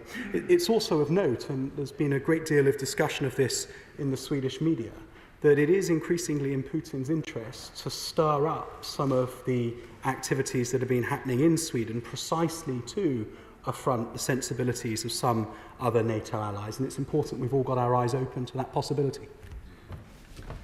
Thank you. That concludes proceedings on the urgent question. And we will now proceed. I'm just pausing for a moment to allow a change of dramatis personae. And now we proceed to the statement. Minister Robert Jenrick. Thank you, Madam Deputy Speaker. And with permission, I'd like to make a statement on illegal migration. This government has made it our top priority to stop the boats, because these crossings are not only illegal, dangerous and unnecessary, but they're also deeply unfair. They're unfair on those genuinely in need of resettlement, as our finite capacity is taken up by people, overwhelmingly young men, coming to the UK directly from a place of safety in France. But most of all, they're unfair on the law-abiding British public who face the real-world consequences of illegal migration through housing waiting lists, strained public services, and at times serious community cohesion challenges. And it is the interests of the British public that we have a duty to advance. Madam Deputy Speaker, we've developed amongst the most comprehensive and robust plans to tackle illegal migration in Europe. And over the course of the last year, the Prime Minister, the Home Secretary and I have been focusing on delivering it. That starts by taking the fight to the people smuggling gangs upstream, long before they are even in striking distance of the UK. We've already doubled funding for the NCA's organised immigration crime work. And at the meeting of the European political community earlier this month, the Prime Minister announced new tailored initiatives with Belgium, Bulgaria and Serbia. And these come in addition to the enhanced strategic partnerships that we've already agreed this year with Italy and Turkey. Our two agreements with the French government have elevated our cooperation to unprecedented levels. This is degrading the organised immigration crime groups. And in the last few weeks, new physical barriers have been installed to make it considerably harder for these flimsy dinghies to launch. And as we're increasing disruption abroad, so we are restoring deterrence at home. We're breaking the link between arriving here illegally and a life in the UK. Removals of those with no right to be in the UK have increased by more than 75% compared to last year. Since we struck our enhanced returns agreement with Albania in December, we've returned more than 4,100 Albanian immigration offenders. And I saw for myself in Tirana last month some of these individuals being returned home in as little as 48 hours. In August, we announced the biggest shake-up in a decade on the penalties imposed on rogue employers and landlords who encourage illegal migration by hiring or renting to illegal migrants. And as we do so, more unscrupulous businesses are getting the knock on the door. We've increased the number of enforcement raids by more than 2/3 compared to this point last year. This surge has led to a doubling in the number of fines imposed on employers and tripling of those issued to landlords. But for those who are complicit in the business model of the people smugglers, severe financial penalties are not enough. That's why we've dramatically increased the number of company directors who have been disqualified as a result of allowing illegal working. Our concerted efforts at home and abroad are making progress. For the first time since the phenomenon of small boats arrivals began 4 years ago, arrivals are down by over a fifth compared to the equivalent period in 2022. And in recent months, we've seen even further falls. And let me dispel the myth peddled by some of our increasingly desperate opponents that this is because of the weather. The weather conditions this year were more favourable to small boat crossings than 2022, and yet we've seen a marked decrease. By contrast, in the year to June 2023, detections of irregular border crossings at the external borders of Europe increased by a third, and irregular arrivals to Italy across the Mediterranean have almost doubled. But, Madam Deputy Speaker, we must and will go further to stop the boats altogether. We remain confident of the legality of our Rwanda partnership and its ability to break the business model of the people smuggling gangs once and for all, and we look forward to the judgment of the Supreme Court. As the success of our Albania returns agreement has shown, with swift removals driving a 90% reduction in the number of illegal migrants seeking to enter the UK, deterrence works. The real-world impacts of illegal migration on our communities have been raised many times in this chamber. And one of the most damaging manifestations of this problem has been the use of hotels to meet our statutory obligation to house those who arrive illegally but would otherwise be destitute. Ever since the Prime Minister, the Home Secretary and I assumed office 1 year ago, we have made it clear that this was completely unacceptable and must end as soon as practicable. These hotels should be assets for their local communities, serving businesses and tourists, hosting the life events that we treasure like weddings and birthdays, not housing illegal migrants at unsustainable cost to the taxpayer. So we took immediate action a year ago to reduce our reliance on hotels.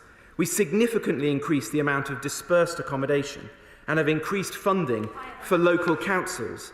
We reformed the management of the existing estate through optimising double rooms and increasing the number of people room sharing.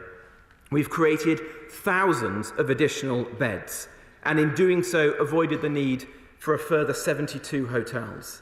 We've mobilised the large disused military sites that are more appropriate and worked closely with local authorities to ensure that they are less impactful on communities.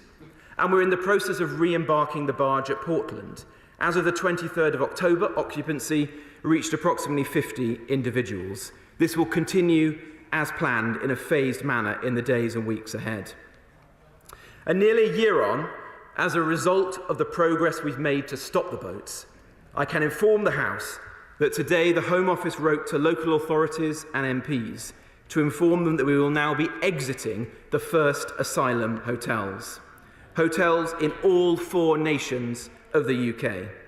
The first 50 of these exits will begin in the coming days and will be complete by the end of January, with more tranches to follow shortly. But we will not stop there. We will continue to deliver on our strategy to stop the boats, and we will be able to exit more hotels. And as we exit these hotels, we're putting in place dedicated resource to facilitate the orderly and effective management of this process and limit the impact on local communities.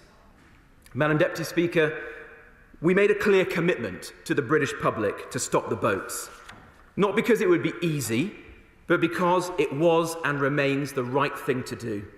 We're making solid progress, and our commitment to this task is as strong as ever. We will continue acting in the interests of the law-abiding majority who expect and deserve secure borders. I commend this statement to the House. Shadow Minister Stephen Kinnock. Thank you, Madam Deputy Speaker, and I thank the Minister for advance sight of his statement. At the time of the last election, the asylum backlog had already spiralled under Conservative mismanagement, but the number of small boats crossing the Channel was close to zero, as was the number of hotels, emergency hotels being used. Fast forward 4 years, and we see before us a picture of Tory boats chaos. For the third year running, more than 25,000 people have crossed the Channel in small boats, while the number of hotels being used is around 400, at an eye-watering cost to the taxpayer of £8 million a day, higher than last year. And the government's response, a Rwanda plan, but they've sent more Home Secretaries to Rwanda than asylum seekers, an illegal migration act that's utterly counterproductive and hasn't even brought into full force yet, and a new barge that was meant to bring down hotel costs but has just added to them. And the military bases promised by the Prime Minister last year, December, are still not ready. All of which has left the Prime Minister with an asylum strategy this summer that was less akin to the Australian asylum model that he's so desperate to replicate, and more in tune with the Australian cricket team during this summer's Ashes. Cross your fingers and pray for rain. Surely the Prime Minister knows that this was the wettest summer since 1912. Surely he recognises the impact that this had on small boat crossings.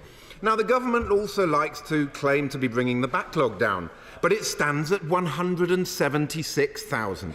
And it likes to talk about a legacy backlog.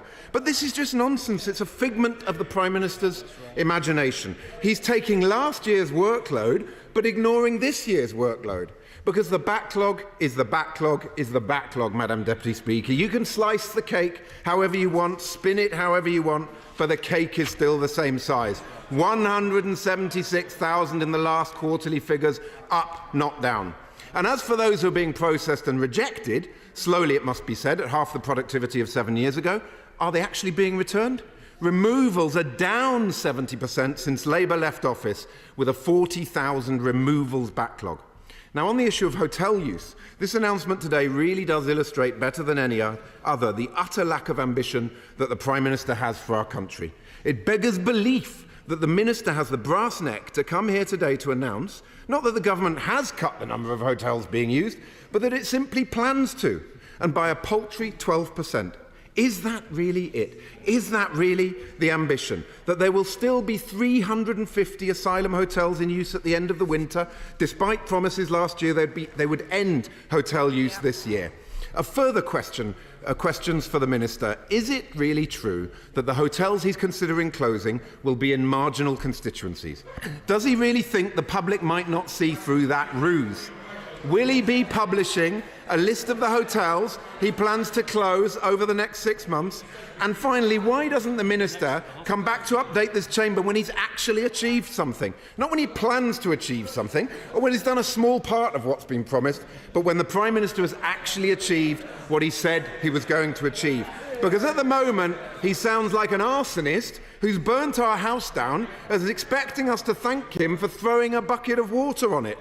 Better still, why won't this government get out of the way so that we on these benches can show the leadership shown by our leader and our Shadow Home Secretary on their trip to Europol recently, when they set out Labour's plan to stop the Tory boats' chaos by smashing the gangs, clearing the asylum backlog by surging the number of caseworkers, ending hotel use and fixing the asylum system, which successive Conservative Prime Ministers have utterly broken after 13 years of neglect and incompetence. Thank you, Madam Deputy Speaker. Minister. Madam Deputy Speaker, it's all down to the weather again. Every time I come to this chamber, it's about the weather. The honourable gentleman is becoming the Michael Fish of British politics. He always gets the forecasts wrong. The truth is, he can't bear to admit that our plan is actually starting to work. Returns are up. Raids are up. Productivity is up 10 times. And above all, small boat arrivals are down. We are closing hotels. He wants to open our borders. The government will never elevate the interests of illegal migrants over those of the hard-working taxpayers of this country. That is what we hold in our minds every day in this job, and that's the difference between the Labour Party and this government. We used to think that the Labour Party had no plan. But now we know that the Labour Party don't even want to stop the boats. In the summer, the leader of the opposition said that even if the Rwanda plan was working, he would still scrap it. How telling was that? How telling was that? Even if we were securing our borders, he would scrap it and wave people into our country. He also said on his fabled trip to Europe that he would strike a new deal with the EU, which would bring thousands of people into the country. The new towns that he announced at the Labour Party conference would be filled with illegal migrants. We will never do that. The Labour Party's strategy is to force the British public to grudgingly accept mass migration. We disagree. We believe that the British public believe in secure borders. They want a robust and a fair immigration and asylum system. Our plan is working. Don't let Labour ruin it. Damien Green. Deputy Speaker, any day where an immigration minister can come to this House and give us good news is a day for celebration. And my right honourable friend and his team are to be commended on the hard work that has gone into the successes he has outlined today. And I hope that in one of the tranches to come of the hotels being closed, Ashford will benefit. But can he also say whether the extra resources that have clearly gone into clearing the long-term backlog are still available so that they will be able to cope with the constant flow that one gets of asylum seekers so that we won't see any future backlogs building up? Minister. To my right honourable friend for his good advice and wise counsel.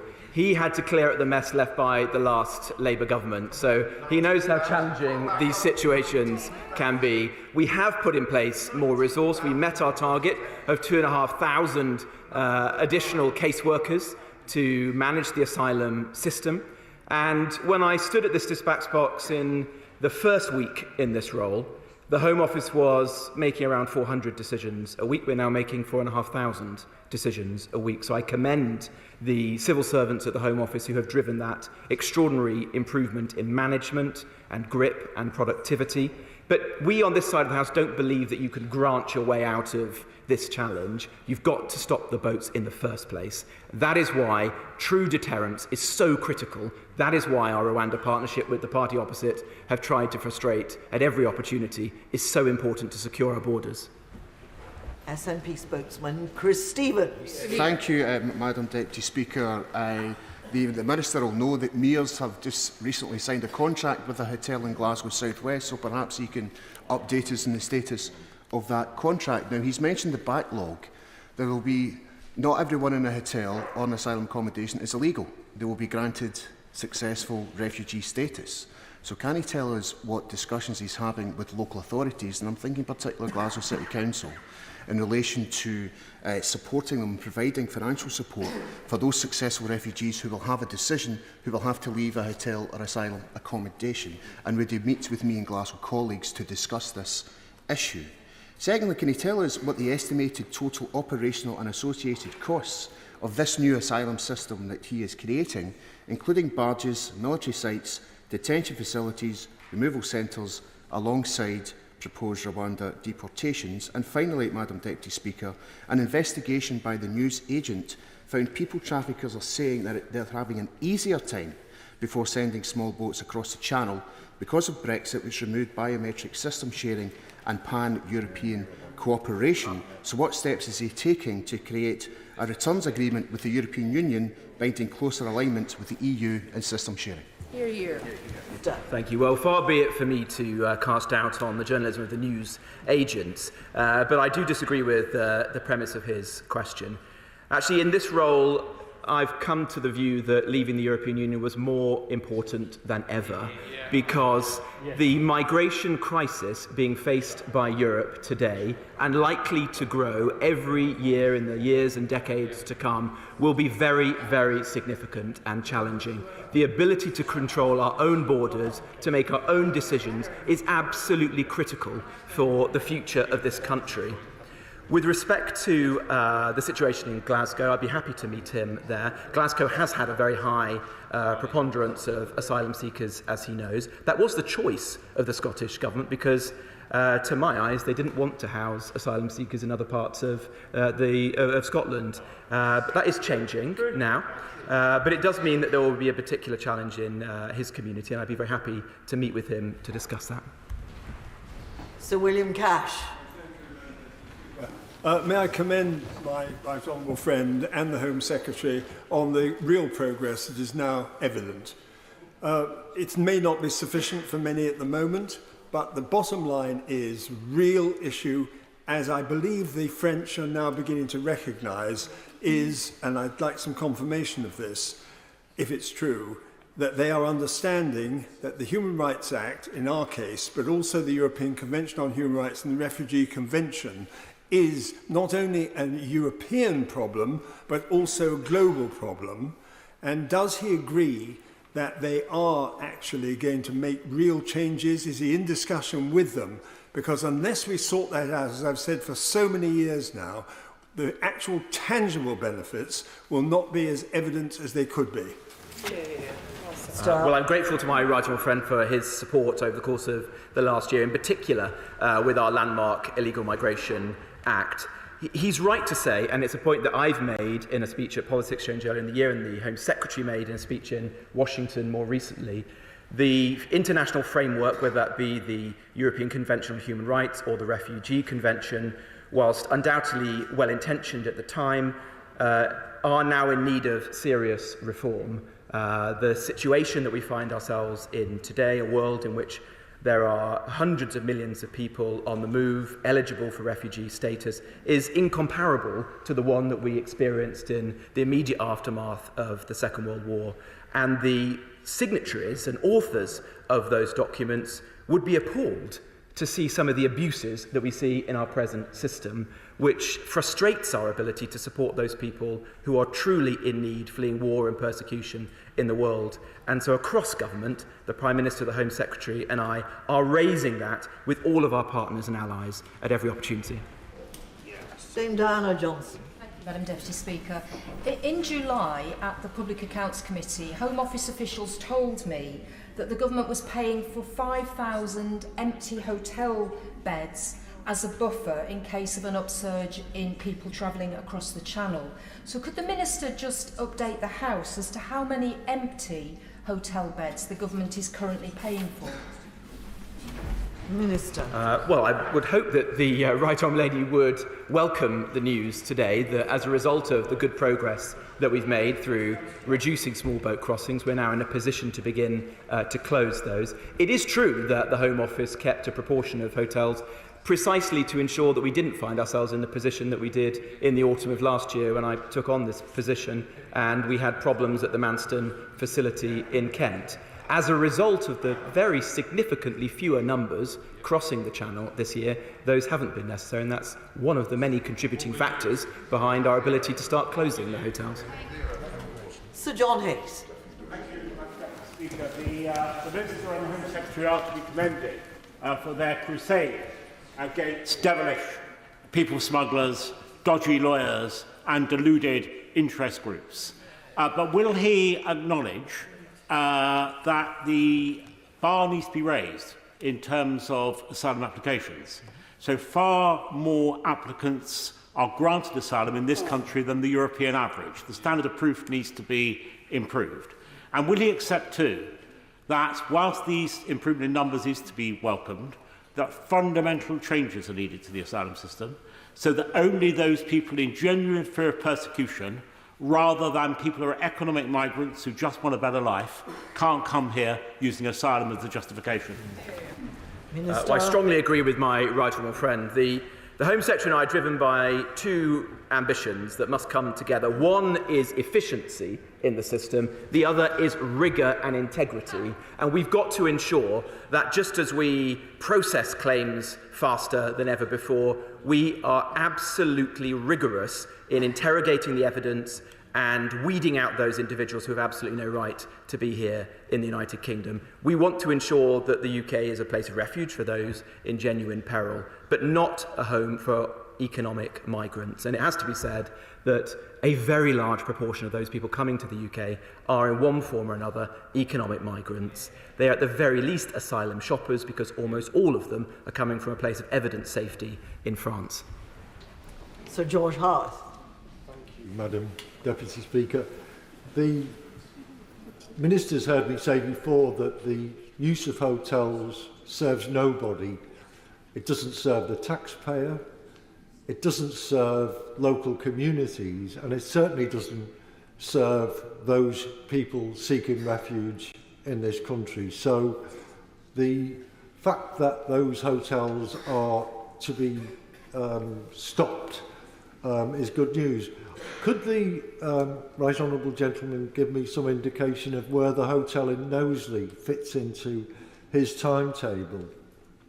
And would he agree with me that people need to tone down the rhetoric and stop peddling false narratives about what's going on with refugees? Because, frankly, all that does is to worsen community relations. Minister. Well, I'm grateful for the work that the Right Honourable Gentleman and I have done on this issue, particularly around the very serious events that took place at the hotel he's speaking about. I did contact his office earlier today to notify him that the hotel that he's speaking about will be included in the first tranche of hotel closures. I think that incident that he experienced highlights why this is not an appropriate form of accommodation. That was taking from his community a very valued asset that people I know had weddings and birthdays and special life events in, and it was also a source of serious community tensions. That's why we've got to exit the hotels now as swiftly as we can. It's also a lesson to us that we have to be very alive to the challenges both of high levels of illegal migration, but also high levels of legal migration that make it difficult for us to successfully integrate people into our communities. Sir Bernard Jenkin. Can I thank my right honourable friend for his robust and confident statement and for the significant progress he's been able to report to the House today. Could he also confirm that the hotel on the A12 near Langham in my constituency of Harwich and North Essex is one of those that will no longer be used for asylum seekers? Minister. Well, I'm grateful to my right honourable friend. We have a long-standing policy at the Home Office of not, wherever possible, naming the hotels, but I can say to him that a hotel in his constituency is part of the first tranche of closures, and if he hasn't already been so, he should be notified by the Home Office very soon. Richard Ford. Thank you, Madam Deputy Speaker. The Liberal Democrats submitted a Freedom of Information request to the Home Office to ask about the cost of the Bibby Stockholm. We asked about the cost to taxpayers of buying the barge, as well as the estimated costs of running it over the next 12 months. Now, the cost is estimated at £20 million per year, well over £300,000 per week. But why has the Home Office refused to put this information into the public domain, and why have they declared that it would not be in the public interest? The Honourable Gentleman is essentially a humanitarian NIMBY. He comes to this House to say that we should be a welcoming nation and invite more people here, but he doesn't want to face up to the consequences as to where those people should be housed. And behind his question today is a view which I think is quite offensive to the British public, which is that it's okay to house British oil and gas workers on this barge, but it's not okay to house illegal migrants. I very much doubt that his constituents would agree with him. Natalie Elford.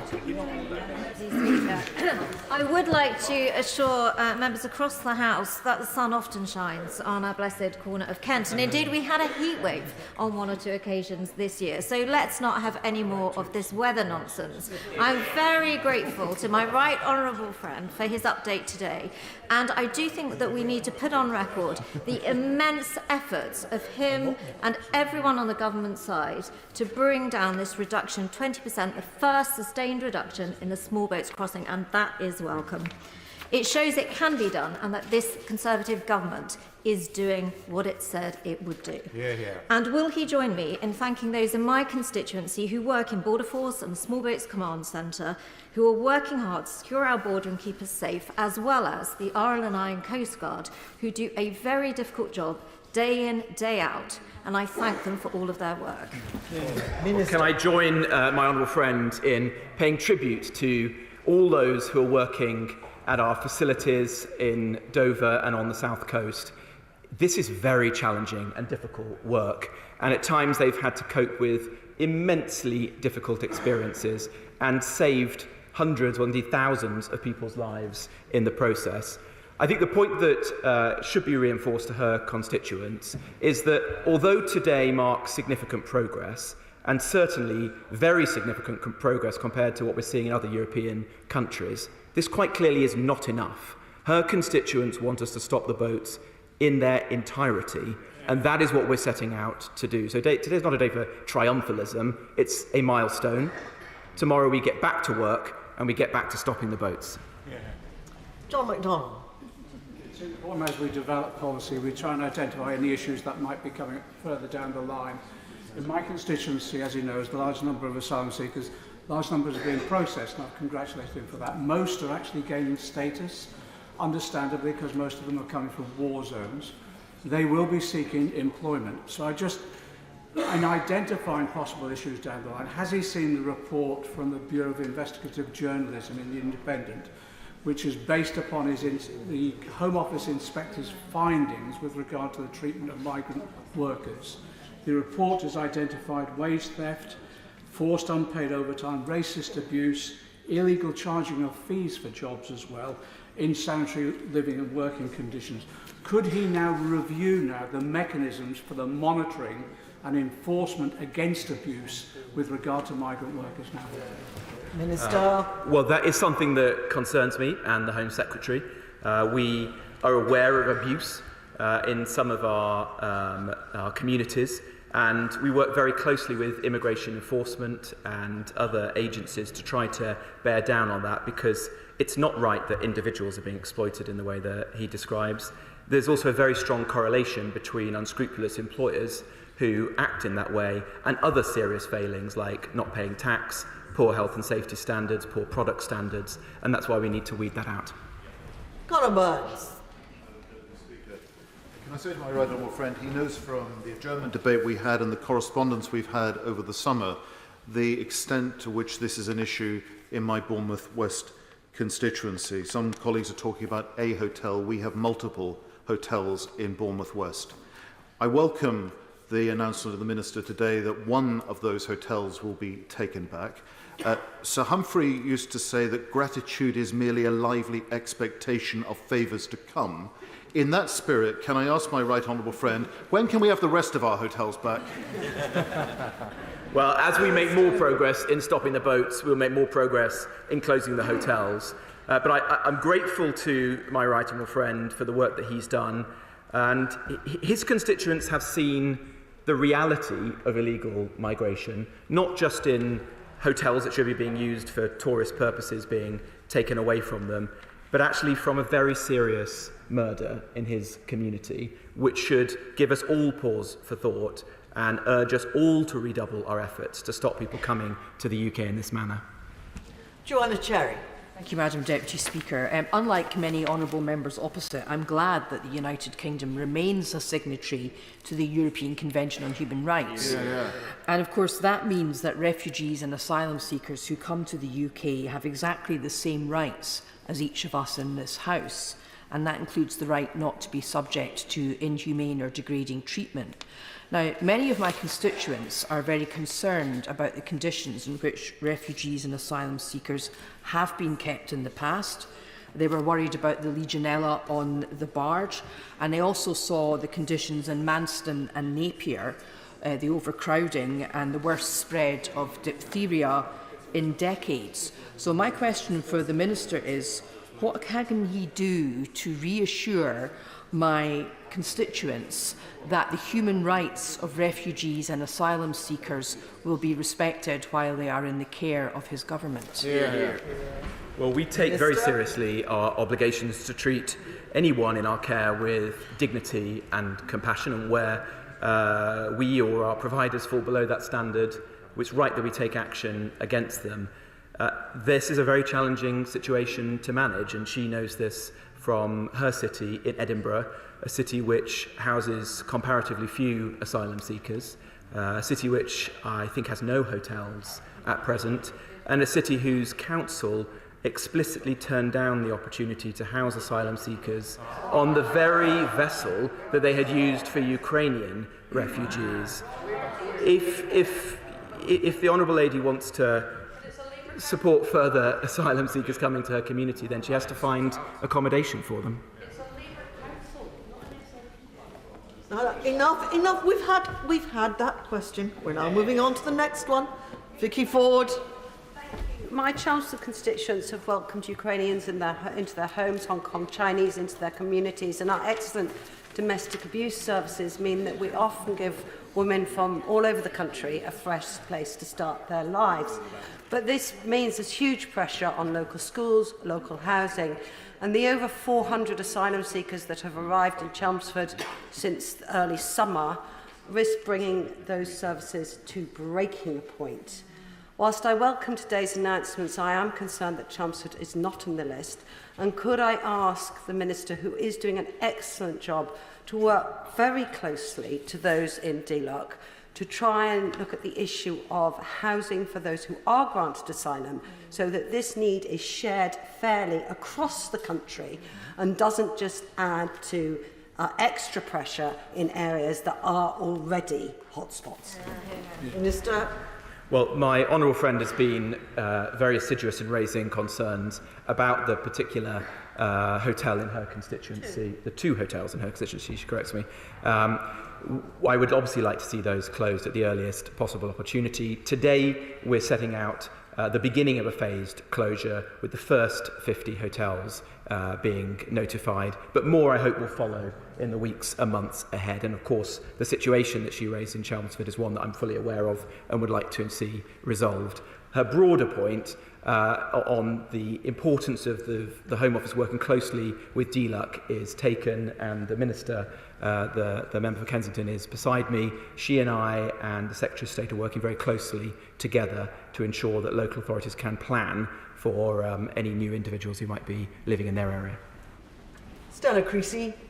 Thank you, Madam Deputy Speaker. Further on to the response that the Minister has just given, where he talked about the planning between the Department of Local Government and the Home Office, I just wonder what experience the Minister has of the London private rental market, because in my constituency, refugees who have been granted asylum are being kicked out of their hotels by the Home Office contractor within a week, which gives very... I got the letter, the Minister is shaking his head, I'm happy to share with him the letter that shows that. There is no assistance being provided to these people. They're being told to go back to the council doesn't have time to follow up with them, so they're ending up at our local homeless night shelter, which is actually going to end up costing us all more than it would to have an orderly system in place. So the Minister is shaking his head. I wonder if he could tell us what his data is showing us about how many refugees who have been granted asylum from these hotels have actually been rehoused, and whether he might look at a more orderly system and work with those of us on the ground to ensure that this doesn't just be a forum for passing on the cost to another department. Minister. Well, first she wanted us to clear the backlog. Now she doesn't want us to clear the backlog because of the consequences of clearing the backlog. Perhaps it would be better if she just supported us in trying to stop illegal migrants coming to the country in the first place. On the specific point that she makes, it's not correct that the Home Office gives 7 days notice. In fact, it gives 28 days notice. Well, I'm happy to look at what she's waving in my face, but I can assure you that the policy is 28 days. But the key point to make here is that everybody who is granted asylum has access to the benefit system and can get a job. And given that the overwhelming majority of them are young men, that's exactly what they should do now: get on, contribute to British society, and integrate into our country. Jack Brereton. Thank you, Deputy Speaker. I'm very pleased that the Minister has kept to his commitment that the North Stafford Hotel will be one of the first to close in Stoke-on-Trent. And absolutely, this is only because of the work that this government has been doing to tackle illegal migration and stop the boats. So would my right honourable friend agree that those areas like Stoke-on-Trent that has done more than its fair share have continued to contribute, that those areas should not continue to see more asylum seekers, more refugees settled? We need to make sure that there is a fair share right across the country. Well, I'm absolutely delighted that the hotel he refers to is in the first tranche. He and I visited it with his colleagues from Stoke, and it was clear to me that it was a classic case of why we shouldn't be using these hotels. That was a highly valued and prominent business and community hotel, a landmark in Stoke-on-Trent, familiar with anyone who passes through its station. And I'm pleased to now be able to announce that that will be returning to its proper use very soon. Patrick Grady. Speaker. I think he recognises the acute pressures that local authorities could face if asylum seekers are very rapidly granted status, moved out of hotels, and then risk effectively becoming homeless. So he said he will meet with my honourable friend to discuss the situation in Glasgow. Will he extend that invite to include the leader of the City Council and other relevant stakeholders so they can make sure that Glasgow and indeed other local authorities are properly supported so that they continue to extend a welcome to refugees? Well, it would be an interesting conversation with the leader of Glasgow City Council because, as I recall, they don't want to take any more of our refugees. They put out a statement saying they wouldn't use a barge, even though Glasgow had itself used a barge for the Ukrainian refugees. So I don't know why a Ukrainian is different to an Afghan or a Syrian. Perhaps he should explain those double standards. Kevin Foster. Thank you, Madam Deputy Speaker. And having stood at that dispatch box myself on these sort of subjects, I imagine the Minister was much happier to come with this statement today than sometimes some of the things we end up having to discuss. Although I must have missed all those demands from opposite to remove more people and take a tougher stance. Look, first of all, I welcome the message in relation to the Esplanade in Paignton and its confirmation this morning. That is appreciated.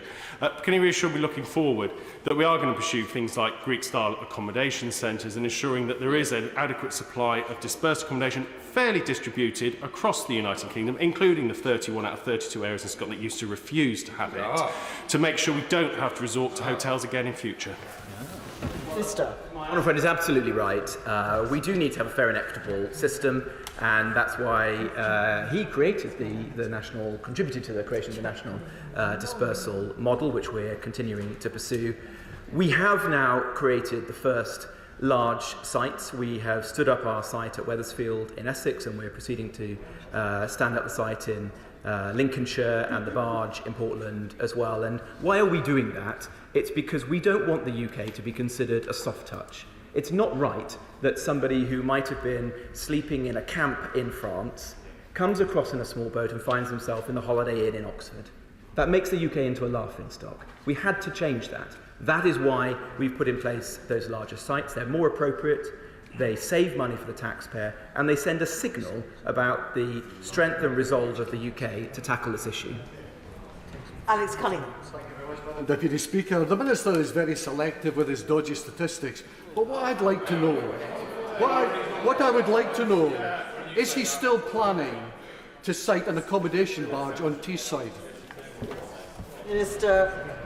We are always looking for further locations, but we don't currently have any agreement with ports in Teesside. Joe Gideon. Madam Deputy Speaker, I'd like to thank my right honourable friend for the work that he's done to bring down the number of boat crossings and to speed up people being sent back. And I also like to thank him personally for coming to Stoke-on-Trent, for seeing the challenges that we have. And my honourable friend and neighbour has mentioned the hotel. I am very grateful that a hotel that is the gateway to our city and really symbolic of what we aspire to, levelling up, will now not be, is in one of those 50. So thank you. Minister. I'm very grateful for those kind words and for the leadership that she's shown in arguing on behalf of her constituents for that hotel to close. And her argument was grounded in levelling up, which is something she's very committed to. And I know that through the many different things I've worked with with Stoke-on-Trent City Council on in the recent past, how important that gateway to the city actually is, how much investment has been secured to improve that so that leisure and business travellers arrive in what is a great city and see it at its best. Closing that hotel, I hope, will be just a small part of turning that tide. Stephen Farry. Thank you very much, Madam Deputy Speaker. I want to push back against this dangerous community cohesion narrative that has been used by the Minister and others today and previously. The UK has taken fewer asylum seekers per head than most other European countries, and indeed the UK has been shaped and reshaped by successive waves of immigration over the centuries. Now, I'm speaking as someone who has 2 hotels in my constituency already, so I'm not an NIMBY on this. But most of the people I've spoken to who are asylum seekers want to contribute to society, they want to work and they want to integrate. So does the Minister recognise the danger and slippery slope implications of some of the rhetoric he is using? Minister. Well, he's not correct in his presentation that the UK is less generous than other European countries. Statistics are hard to compare because we are a destination country in which when somebody arrives here and claims asylum, they ultimately stay in many cases, whilst in other countries elsewhere in Europe, people claim in multiple multiple locations as they're transiting through them. The most important statistic is the fact that since 2015, we have issued 530,000 humanitarian visas as a country, more than at any time in our modern history. That's a very large number of people to absorb into our communities, to properly support and integrate, and that's one of the reasons why local authorities are under great pressure at the moment. We have to be realistic about that. That's why we said we're going to put a cap on safe and legal routes, and that's why shortly we're going to be consulting with local authorities, including his own, to see what true capacity is, so that the statements that we make in this House are matched with reality on the ground. Eddie Hughes. Thank you, Madam Deputy Speaker. Madam Deputy Speaker, the strain on public services is caused by illegal migration is often felt greatest by smaller towns. So can I ask my right honourable friend to make such areas the focus of his efforts to close hotels in the future? Minister. Well, my honourable makes a very important point. It is undoubtedly true that those communities that have fewer hotels have fewer public services, where it is harder for people to get around because public transport is weaker. It is more impactful when the Home Office takes hotels in those places, and we should consider that as we are proceeding to exit hotels. Jim Shannon. Thank you, Madam Deputy Speaker. Can I welcome the Minister's statement and his determination to deliver a solution? And it's quite clear that, from what he says, that those solutions are coming. I welcome the news this morning of the intention to cut the costly hotel bills. However, will the Minister clarify if this is because we are sending unsuccessful applicants somewhere else, and if so, where are they going? As it can't be the case of cutting the hotel bills whilst upping the council costs by the same amount. And will the Minister confirm that housing for local women and children will be prioritised over any young, healthy, single, illegal migrant male? Well, I share my honourable friend's sentiment and conviction that, of course, we should be a decent and generous and compassionate country to those coming here from places of peril, but we also have to prioritise the interests of British taxpayers as well, and we shouldn't be elevating the interests of illegal migrants over our own communities who we're sent here to serve. Those people who are granted asylum have access to the benefit system, they can work, and we should all encourage them to do so and integrate into British society. Siobhan Bailey. I thank my right honourable friend and the Prime Minister for listening to Stroud constituents' concerns about illegal migration, speeding up processing, and for also taking seriously my calls for closing a migrant hotel in my patch. And I caution the Labour bench from playing political games with which hotels are closing, because not only have they got no plan themselves, they do not know what many of our constituents have been through, because members of Parliament, local police and local residents have worked really hard to keep incidents out of the newspapers so we do not escalate situations. So will my right honourable friend please clarify when we will receive more information about the closures and confirm that in the event that it's a closure in my patch, Gloucestershire County Council will be worked with closely, if they've been very solid on this? Well, can I thank my honourable friend for the good work that she's done representing her constituents on this issue in her characteristic, sensible, calm manner. I'm pleased that we've come to a good outcome in her case. The Home Office will be writing to all those local authorities and MPs whose hotels are within the first 50 today or in the coming days, and then we will be considering further tranches in the weeks ahead as we make further progress with stopping the boats. And we will put in place the processes and personnel required to support local authorities in our process of decanting individuals from those locations. Matt Warman. Thank you, Madam Deputy Speaker. Skegness is a tourist economy, and hoteliers have told me that the use of hotels for illegal migrants in Skegness has seen bookings cancelled. It's been associated with serious crime. We've seen marches that have been hijacked by the far right, even though they know that that is not representative of the legitimate fears of local people. So I hugely welcome the announcement today that 2 hotels in Skegness will no longer be required for government use. It is immense progress, but does the Minister agree with me that the local council and government as a whole should work as quickly as possible to see those hotels return to the use that they should be in, rather than left to rot by unscrupulous owners?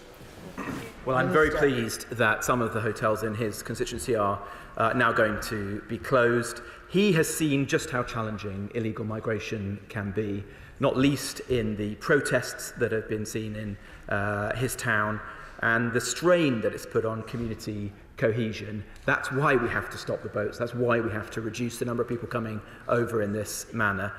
We will work with the hoteliers as far as we can to help them to reopen their hotels successfully. The hotels are on different notice periods, and that's one of the reasons why the announcement that we're making today is staggered. The majority of them are on 3-month notice periods, which does give those hoteliers and their communities the time to prepare and take bookings and hire staff and come back to life. Philip Holloway. Immigration Minister, for the real progress that's been made in cutting the small boat crossings, and also last month for closing the Royal Hotel in Kettering as an asylum hotel. When does the Minister expect he can close the Rothwell Household Hotel in Rothwell as an asylum accommodation centre? Minister. Well, I'm very pleased that we were able to close the other day the first hotel in his constituency. I know it was one that he felt very strongly about indeed. As we make further progress with stopping the boats, then we will be able to close more hotels, and he's made a very strong case for the second one in his constituency.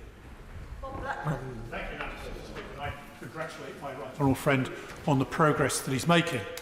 I'm not sure what consideration he's had. He cited agreements for returns to a number of countries and also agreements with France. He may have been aware that France is now announcing proposals to cancel visas, remove the right the leave to remain, and forcing people to leave France. That potentially runs the risk of a lot more people choosing to take this dangerous route across the Channel and come to our country. Will he take action to make sure that anyone who is in that position for France is immediately removed from this country without any further action at all? Well, the comments that he's seen reported with respect to France are indicative of the much stronger postures being adopted by most European countries on this issue. And in fact, the party opposite are now at odds with the common view of most of Europe today.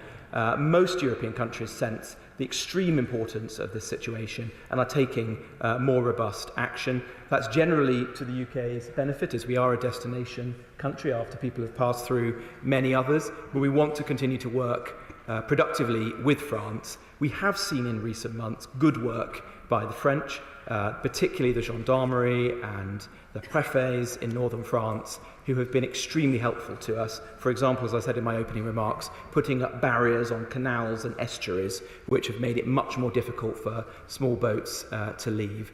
We want to keep that good work going. Maggie Thrope.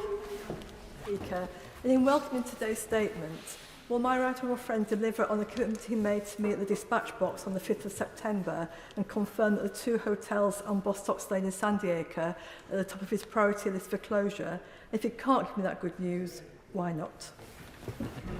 Minister. Well, I did make a promise a year ago when I took on this role that we would close hotels, and I'm pleased to be able to deliver upon that today. We will be writing to all those MPs and councils who are part of the first tranche today or tomorrow, and I'm very happy to stay in touch with her if she isn't part of that tranche. But if she isn't, then we'll do everything we can to make sure that her hotels are exited very soon. Mark Pritchard. Can I welcome the Minister's statement today and the robust action the government is taking, but would he like to put on the record this country is still open for legal migration routes? It's just the illegal migration routes that we are tackling. And on the question of the whole of government approach, and we're tackling, of course, the pull factors, but on push factors, out of places like North Africa, Sub-Saharan Africa, where he recently visited, climate change, conflict, famine, poor governance, what more can the government do across government to stop those push factors? Minister. Well, we want the UK to be a strategic partner of choice for all countries, whether that be in Europe or further upstream, such as in North Africa, who share our determination to tackle this issue. That's why I have travelled to a number of those countries, whether it be Turkey, Tunisia, Algeria or others, to build relationships with them so that we can partner on organised immigration crime and border security. I also work very closely with the Foreign Secretary and the Development Minister to ensure that a large proportion of our foreign aid budget goes to refugee-producing countries, because I think it's much better that the UK uses its resources upstream to support vulnerable people than always reaching to migration as the first response. Alex Shelbrook. Thank you, Madam Deputy Speaker. May I thank my right honourable friend for the engagement and the time he's given me in discussion of the hotels in my constituency. And may I ask him to confirm that the hotels, the Holiday Inn in Garforth and the Mercure Hotel in Wetherby, which are currently empty, he can now confirm won't now be used for asylum seekers down the line. And may I also take this opportunity to ask him on behalf of my honourable friend for Thirsk and Moulton that a military base at Linton on Ouse, which was deemed to be thoroughly inappropriate at the time when it was put forward, also won't be coming forward in any future plans as we reduce the need for accommodation. Minister.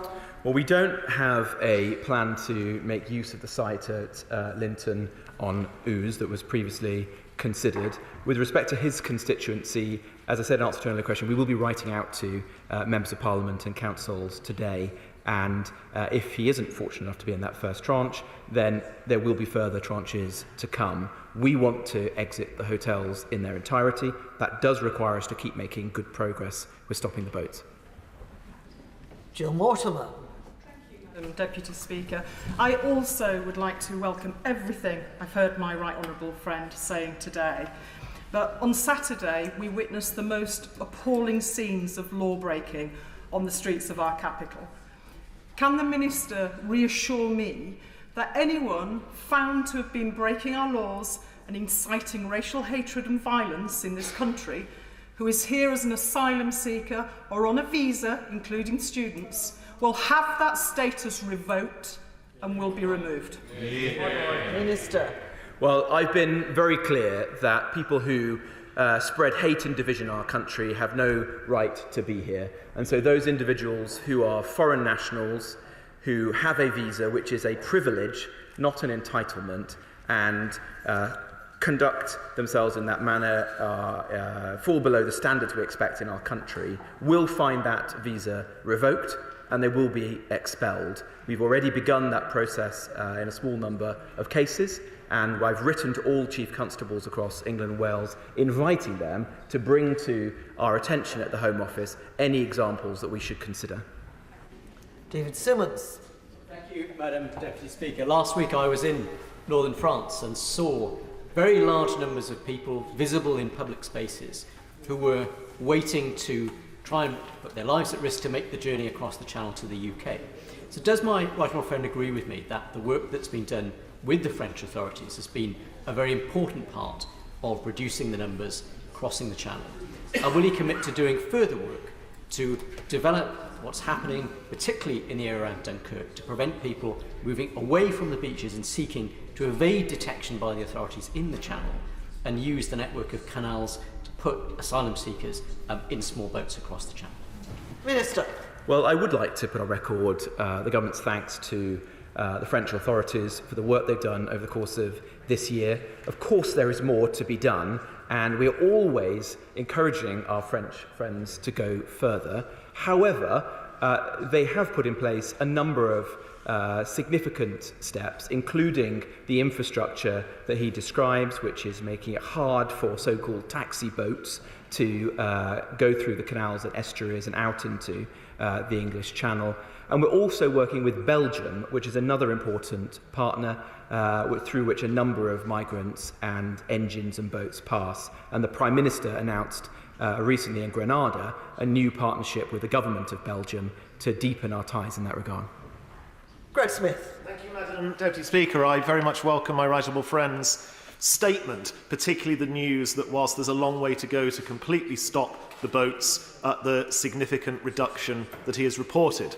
Likewise, I welcome the news on the first 50 hotels and was grateful to receive confirmation from his officials this morning that the Best Western in Buckingham would close on the 23rd of November. But can I ask him, given I'd previously been told it would close on the 9th of September, that these new dates are final and cannot be delayed or postponed or changed, that that hotel will absolutely close on the 23rd of November? Minister. Absolutely. I hope the letter he's received is written in blood. That hotel will close on the date that's on the letter. Sean Bailey. Madam Deputy Speaker, and can I congratulate my right honourable friend for the work that he's done on this. I've seen firsthand how hard he's been working over the last 12 months to make sure we make progress on this. But in terms of upstream and doing the work around upstream, one of the things clearly that we need to get a grip of is the industry of production of even the crafts that are carrying some of these people across the Channel. Can I ask my right honourable friend what work he's doing with our law enforcement agencies, our intelligence agencies as well, to try and smash this industry, because this is a clearly important part of the broader picture of stopping the boats once and for all? Well, my honourable friend, who was a superb Parliamentary Private Secretary in the Home Office until recently, knows that we've worked very hard on smashing the people smuggling gangs, not just on the goal line of the beaches of northern France, but further up the pitch in places like Turkey and North Africa. That involves a lot of work by the National Crime Agency, by Border Force, by the security services, and in partnership with those allies in those areas. And we've signed a number of important agreements, including with Turkey, over the course of the summer. Tom Hunt. Deputy Speaker, I think the Minister deserves great credit for all of the work he's done on this issue. I'm really pleased that the Nova Hotel in Ipswich is going to be put back to its proper use. At the heart of this issue is fairness. And when a number of my constituents who are struggling to pay their energy bills, struggling to put food on the table, can see a 4-star hotel, and they're all men, going to their buffet every day and not paying a penny, it strikes at the heart of that fairness. And does the Minister agree with me also that those constituents of mine who used to work in the hotel, who were pressured to resign, should be not only offered their jobs back, but ideally on better terms than before? And that also connects to the fairness point. Well, I feel very strongly that we're sent to this place to represent the interests of our constituents, and we shouldn't elevate the interests of illegal migrants over the communities that we're elected to serve. That is exactly what the approach that my honourable friend has taken, fighting tenaciously to get that hotel closed for asylum seekers and returned to the community uses that his constituents value. We want to see more hotels like that closed right across the country. Dr. Luke Evans. 2 points for the Minister to consider. I'm grateful for him announcing 50 hotels to close. Would he consider putting a list in the public library so that we're able to see? For I have hotels bordering my constituency that aren't in mine, and later for the tranches too. And the second point is, this side of the House is proposing putting a number of caps on the number of illegal migrants we're willing to take. Does he have an idea of when that's likely to be brought forward to a vote? And regarding to the consultation, when is that likely to finish, so that we can manage the demand that we actually have? On his first point, we're not going to publish the list because there is a long-standing Home Office practice advised by the police that it is preferable not to name the hotels, because we have seen protests and community tensions in the recent past. On the cap, which we legislated for in the Illegal Migration Act, we're shortly going to be publishing the consultation, and that will ask every local authority in the country how much capacity they have to house individuals who come to the UK on safe and legal routes. So we move away from an era in which we in Westminster posture and virtue signal, but it's our local councils and communities that have to pick up the bill. As a result of that consultation, we'll bring forward our proposal to Parliament, and if colleagues so wish, there'll be a vote on it. Dr. Ben Spencer. Thank you, Madam Deputy Speaker, and I thank my right honourable friend for his announcement and the progress done in this area. And we urgently need to move people out of hotels and instead provide cost-effective, stable accommodation that meets the needs of both asylum seekers and the communities in which they serve. And we all need to do our bit. Now, we've received proposals from Home Office officials for asylum accommodation locally that doesn't work.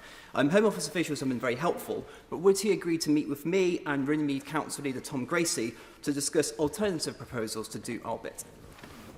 Well, I'd be pleased to, and one innovation that we have started this week is to write to all local authorities across the country to make an open offer that if they can bring forward better proposals for asylum accommodation than the Home Office's providers, then we would be very happy to work directly with them. And so if your local council has its own ideas which they consider to be more suitable, better value for money, more in line with the wishes of the local community, then we will take those very seriously. And finally, Jonathan Gullis.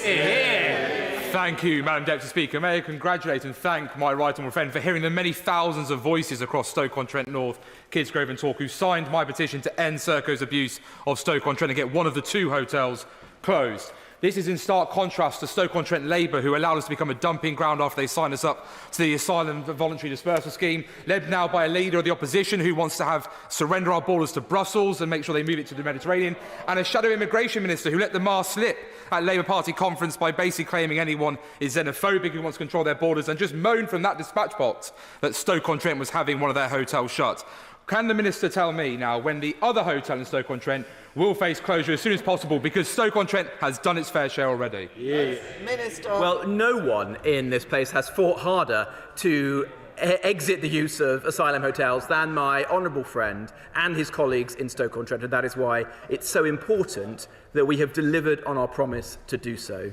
We are stopping the boats, we're making progress, but there's still a long way to go. We want to stop the boats in their entirety, and as we do so, more hotels in his constituency and elsewhere in the country will close. The public can see what's happening. We're closing hotels. They want to open our borders.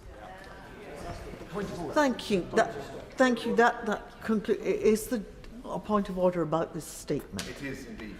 That concludes proceedings on the statement, but I will take the honourable gentleman's point of order first. Mr. Stephen Kinnock. Thank you very much, Madam Deputy Speaker. It's just to raise a point of order around the question that was put by my honourable friend, the member for Walthamstow. It is in fact the case that the immigration guidelines were changed in August 2023 to enable the eviction within 7 days, changing from 28 days.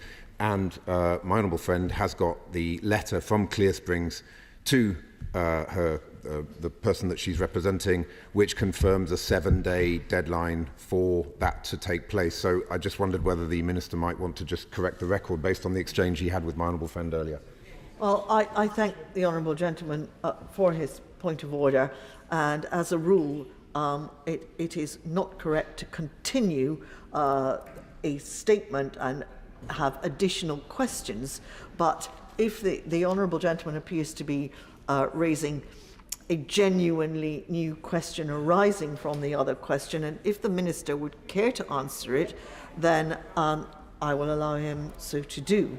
But if he doesn't wish to do so, if he wishes to write to the honourable gentleman, that is also quite acceptable. Minister. Thank you, Madam Deputy Speaker. And perhaps I could do both in writing to set out our position. But from the information that's been made available to me, I suspect that the Honourable Lady is mistaken. There's a twofold process here. Upon granting an individual their asylum claim, they're then notified that they have 28 days plus 2 days for postage to vacate their property. When they come to 7 days to the end of that 28-day period, we then, in accordance with the law, serve them with a notice to quit. So I'm afraid she's mistaken. I'm grateful to the honourable gentleman, the Minister, for clarifying the situation, and I trust that that satisfies the question of the honourable gentleman, the Shadow Minister. Point of order, Mr. Andy Slaughter. Thank you very much, Madam Deputy Speaker. Yesterday, the Secretary of State for Health and Social Care made an official visit to Charing Cross Hospital in my constituency. On arrival, he was joined by a local Conservative MP, the Right Honourable Member for Chelsea and Fulham, and the Conservative parliamentary candidate for Hammersmith and Chiswick. They then proceeded to use the visit for party political purposes. Sure. A video they recorded inside the hospital concludes with the words, "The hospital has got a really, really great future here under the Conservatives." This will come as a surprise to my constituents who fought for 7 years to stop Conservative governments demolishing the hospital, and earlier this year saw it taken out of the 2030 new hospital programme, putting £1 billion of essential funding at risk. Paragraph 8.1 of the Ministerial Code states, official facilities paid for out of public funds should be used for government publicity and advertising, but may not be used for the dissemination of material which is essentially party political. Can you advise me, Madam Deputy Speaker, what steps I can take to see this apparent flagrant breach of the Ministerial Code is properly investigated? I'm not quite clear on the... I thank the honourable gentleman for his point of order and for having given me notice of his intention to raise it. I'm not absolutely clear. Is the honourable gentleman saying that a minister visited his constituency and didn't give him notice? No, Madam Deputy Speaker. I am saying that the minister visited on using official facilities for a party political purpose. I heard that part of what the honourable gentleman said, but I don't need all this talking right down here when I'm dealing with a point of order, because then I can't hear anything. So the honourable gentleman's main point is not that he wasn't notified of the visit, but about the content of the visit. If it had been about notification, I can certainly deal with that from the chair. If it involves the content of the visit, I think that is a matter for the ministerial code and is not a matter which I can deal with here from the chair. But I am confident that there are some senior ministers currently on the front bench, and I trust that the point that the honourable gentleman has made will be taken seriously. But also, if it is a matter about the ministerial code, although it can't be dealt with from the front bench, if the honourable gentleman is concerned, perhaps he ought to write to the Speaker and the matter can then be discussed in that way. Thank you. Point of order, Mr. Gareth Thomas. Madam Deputy Speaker, I attempted earlier during Foreign Office questions to catch the Speaker's eye unsuccessfully, given the numbers also keen to get up and speak. But on Friday, I wrote to the Foreign Secretary asking him to ensure consular assistance was provided in a constituency case for an imminent trial overseas. I'm concerned that given the heightened tensions in the Middle East, my constituent's case may not receive the attention it deserves.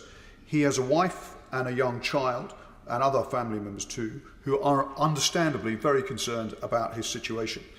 I would welcome any assistance you can provide to encourage the Foreign Office, who I appreciate are under very heavy pressure at the moment, to nevertheless take an urgent look at his case and provide consular assistance. I thank the honourable gentleman for his point of order, and I understand from a compassionate point of view why he wishes to raise this matter on the floor of the House. But I think he knows that it is not a matter for the chair. But I do understand why he wishes to have the matter raised and paid attention to immediately by ministers. But I'm confident that if he approaches the appropriate minister in the usual way, that he will get the attention that he needs and which his constituent deserves. I hope that is helpful. So let us then proceed to the 10-minute rule motion. Mr. Andrew Bridgen. Thank you, Madam Deputy Speaker. I beg to move that leave be given to bring in a bill to prohibit ministers of the Crown from making or implementing any legal instrument which is not consistent with the sovereignty of the United Kingdom Parliament unless it has been approved by a referendum and for connected purposes. Well, Madam Deputy Speaker, this is a bill that does what it says on the tin. The point of this bill is to uphold the integrity and sovereignty of this great House and this great nation. This bill would prevent, for example, a future government overturning the democratic will of the British people and taking us back into the European Union without holding public consultation and a referendum. Indeed, it would stop the government from taking us into any union without public consent, and it will move power closer to the people. But, Madam Deputy Speaker, this bill would also stop something which threatens the people of our great nation now, right now. It would stop the government from blindly accepting the World Health Organisation's amendments to the international health regulations and the so-called post-pandemic agreement, something they appear intent on doing without even consulting this House, let alone the public. The government signed up to the WHO Pandemic Preparedness Treaty negotiations without a single word being uttered in government time. The only time we've ever mentioned this in Parliament was on the 17th of April this year, and this debate in Westminster Hall was forced by over 156,000 members of the public through a petition.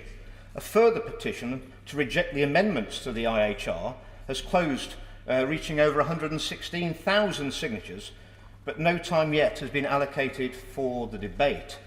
These two instruments, if followed, will control how future governments can prepare and respond to emergencies.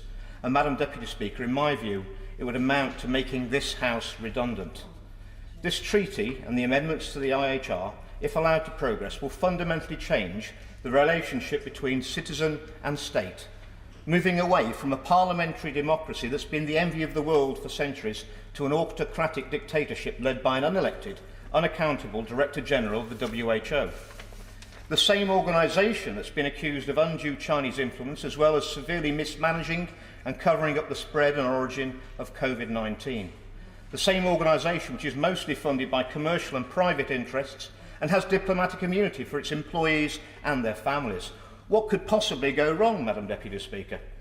My constituents in North West Leicestershire voted to leave the European Union in 2016. Indeed, I campaigned for that too. But what my constituents didn't vote for is a body which takes away sovereignty from this House and from our people. We voted to leave the European Union, to take back control, not to give it away to the WHO or anybody else. We're all elected by our constituents to represent them and speak on their behalf. So when it comes to matters of their sovereignty and to protect their freedoms and rights, surely it's our responsibility to defend those rights and privileges. We're all only custodians of power and sovereignty for a brief period of time, after which it must be returned to the people intact at the next election so they can again decide who they wish to represent them for the next parliamentary period. And when it comes to sovereignty, giving sovereignty away, it always has to go back to the people, and it requires a referendum. So the people should decide whether they wish to give their sovereignty away, and in this case, whether they want the Director General of the WHO controlling their life, not the government of the day. And to give those powers away would be nothing short of a dereliction of our duties. The WHO would like to paint the picture of this treaty and the amendments being all about nation-states working together in harmony to fight deadly pathogens, when in fact it's a huge power grab by an unelected, unaccountable elite. They don't want to debate on this, Madam Deputy Speaker. They would quite happily see this pass through by the back door without a word being mentioned, and that is not my idea of open parliamentary democracy. The Director General of the WHO will have the ability to call a public health emergency of international concern, abbreviated to a FAKE, Madam Deputy Speaker. He would take absolute control of the lives of all citizens of our sovereign nation. This is a power grab, not just of this nation, but all nations around the globe who sign up. Such new powers, which the WHO will gain, will include freedom to declare a pandemic, or even a potential for a pandemic, at which point all decision-making powers will fall under the control of the WHO. It would also include the ability to call an emergency due to human pathogens, animal pathogens, or a perceived environmental threat, or even the perceived risk of any of the above. The freedom to impose lockdown restrictions on all individuals in member states and to make vaccinations or other medications mandatory. Such vaccines were made in 100 days, skipping human trials and shaving safety and efficacy testing down to the bare bones.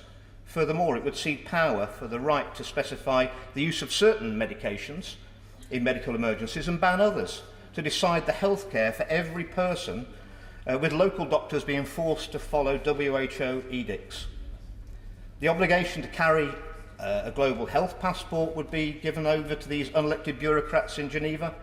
Nations would be required to surveil and censor the press and social media so that no dissenting voices can be heard, and the removal of the clause regarding human rights is unforgivable.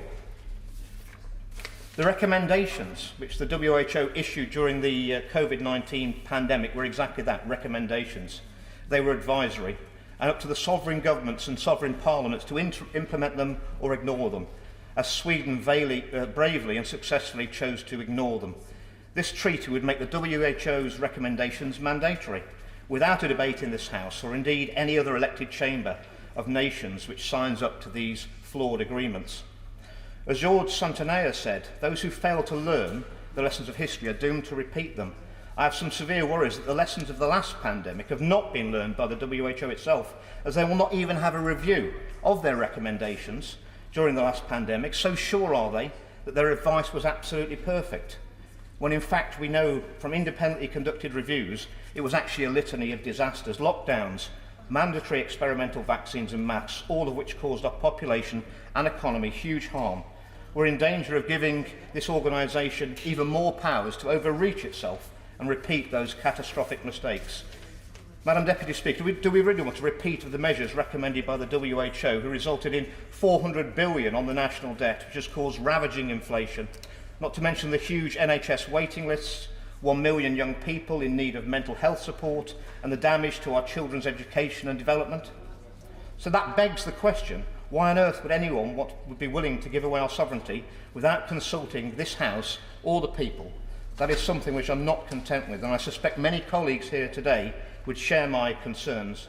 Or perhaps some of them think that, rather like those who were deciding the regulations at the last pandemic, that they wouldn't apply to them. I can assure honourable and right honourable members that they will. The very democracy that we've taken for granted all our lives is now under threat, and it's not under threat from invading armies, hailing up from hostile nations. No, our democracy is under threat due to the apparent corruption and decay of our own government institutions, which are allowing this power grab to happen. Honourable and right honourable members in this chamber should never forget that we are the servants of the people. We're not their masters, and the servants should not sell out their masters ever. In my opinion, anyone who supports any one of these WHO instruments, either of them, which I refuse to call an agreement because I have not agreed, and the people of North West Leicestershire have not agreed. Indeed, I think the majority of my constituents would never agree to these instruments. In my view, any member of this Parliament who would hand over these powers to such a discredited organisation as the WHO does not deserve a seat in this chamber or any elected assembly around the world. So in conclusion, Madam Deputy Speaker, to even contemplate giving away these sort of powers to this sort of body, which affects not just the democratic rights, but indeed the human rights of every single man, woman and child in our nation, without a referendum, would be quite simply catastrophic. People have said this will lead to one world government. Well, in fact, it's rather worse. It would be a one world dictatorship. Signing up to this treaty and binding ourselves with the WHO without a single debate on it, a single vote on it, or asking the general public what they think, would make being a member of the European Union look like a democratic paradise by comparison. That's why we need this bill. And I'm aware, Madam Deputy Speaker, that the looming prospect of prorogation, even if the House supports my motion today, the bill will fall in a few days' time. However, Madam Deputy Speaker, as the phrase goes, I will be back. I will be back. The question is, the honourable member have leave to bring in the bill. As mayors that opinion say aye. Aye.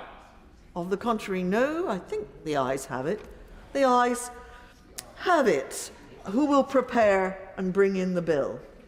Mr. Philip Hollowbone, myself and others, Madam Deputy Speaker.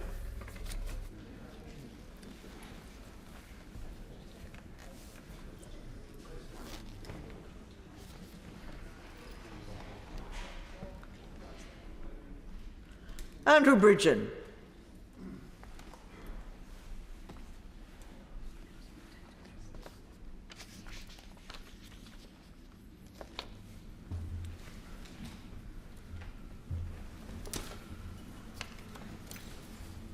Parliamentary Sovereignty Referendums Bill. Second reading what day? Friday the 24th of November, Madam Deputy Speaker. Friday the 24th of November. Thank you. We now come to motion number 2 on prisons. I call the Minister to move the motion. Mr. Damien Hines. Thank you, Madam Deputy Speaker, and I beg to move that the Draft Criminal Justice Act 2003, Removal of Prisoners for Deportation Order 2023, which was laid before this House on the 16th of October, be approved. Last week, my Right Honourable friend, the Lord Chancellor, made a statement to this House setting out a number of reforms in which our sharp focus is public safety. We will ensure that the worst offenders stay locked up for longer, further enlarge our prison capacity, building on the recent growth that has been achieved unprecedented since the Victorians, and ensure that that capacity is put to best use for public protection. Madam Deputy Speaker, the removal of foreign national offenders is a priority for this government. Between January 2019 and March 2023, we removed 14,700 foreign national offenders from the country. But there are still 10,000 foreign national offenders, or FNOs, in our prisons, each of them taking up a prison place at great expense to the British taxpayer. And while my department is working closely with the Home Office to increase removals, there is still more that can be done. As my Right Honourable friend, the Lord Chancellor, set out in his statement, it cannot be right that some of these individuals are sitting in prison when they could otherwise be removed from the country. The early removal scheme exists to deport foreign national offenders. This means that any foreign national who is convicted of a crime and given a prison sentence, with the exception of those convicted of terrorism or terror-related offences, is considered for deportation. We also remove foreign offenders through prisoner transfer agreements that enable prisoners to be repatriated during their prison sentence. These agreements also operate, of course, to bring British national offenders back to the UK, and we currently have over 80 such arrangements in place with other countries. The early removal scheme, the subject of this debate, allows for foreign national offenders to be removed before the end of their sentence, subject to a minimum time being served. Once removed, they are subsequently barred from re-entering the UK, and we are clear that any illegal re-entry will see them returned to prison, where they will serve the rest of their sentence. The draft instrument before us today will ensure certain foreign national offenders can be removed earlier. I will.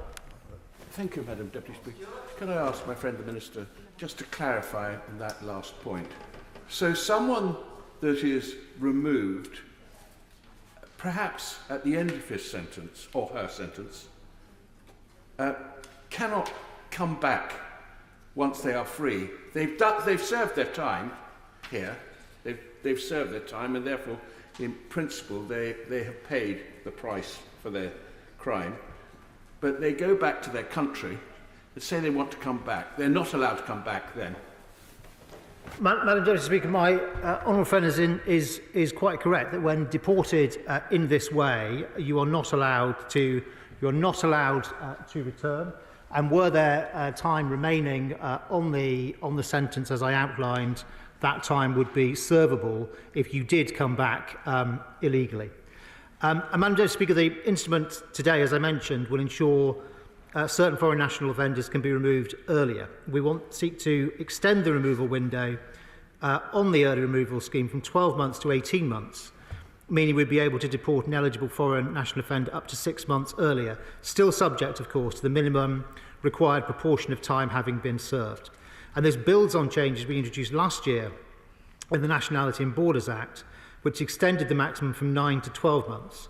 We also, as I was just alluding to in response to my honourable friend, added the stop the clock provision so that anyone removed from the UK under the early removal scheme will have their sentence paused following removal and reactivated if they illegally return to the UK at any point, which means returning to prison to complete their sentence.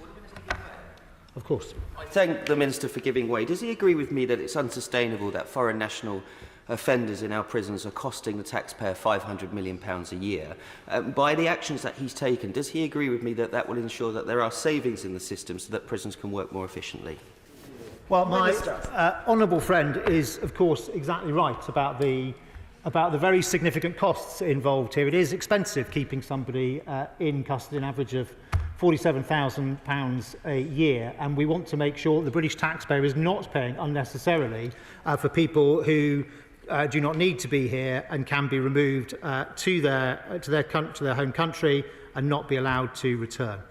And extending the window to 18 months will make it possible to do so with certain foreign national offenders at an earlier point. In preparation for this change, the Home Office is increasing the number of caseworkers to facilitate those removals, and that's, of course, an essential part of the combined effort between the Ministry of Justice and the Home Office. On that point, I thank the Minister for giving way. Does the Minister, my honourable friend, share my concerns that members opposite in the past have tried to block the deportation of dangerous criminals? And what can the Home Office do to ensure this doesn't happen again? I do very much share that concern, and of course it's all very well to say that you are in favour of making these removals, but your actions have to follow your words, and I'm afraid all too often from the benches opposite that is not what we have seen, as my honourable friend rightly points out. Madam, yes. Grateful to the Minister for giving way. I wonder if he could clarify. I think in his comments he said that offenders sentenced for over a year would be considered for deportation. Is it the case there's a duty to remove them, and that would also apply to anyone with EU settled status convicted for over a year would be returned to their home country and barred from coming back to the UK? Minister. Madam Deputy Speaker, the rules are, of course, as per the broader immigration rules and people's citizenship rights. What we need to make sure is that at the earliest opportunity we can, for those eligible foreign national offenders, we are making that move and deporting them to their home country. And through this change, we estimate this will add around 300 foreign national offenders to the early removal scheme eligible caseload at any one time. Now, in addition to the early removal scheme, as I mentioned, we also have prisoner transfer agreements, including our new agreement with Albania, which came into force in May of last year, and we're looking to negotiate further such agreements. Madam Deputy Speaker, this is a government which is unashamedly tough on crime. By removing more foreign national offenders earlier in their sentence, we will be saving the taxpayer money, banishing criminals from our shores and ensuring we have sufficient prison places to keep the worst offenders locked up for longer.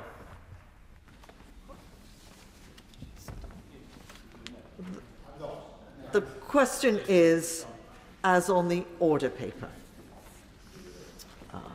Ruth Cadbury. Thank you, Madam Deputy Speaker.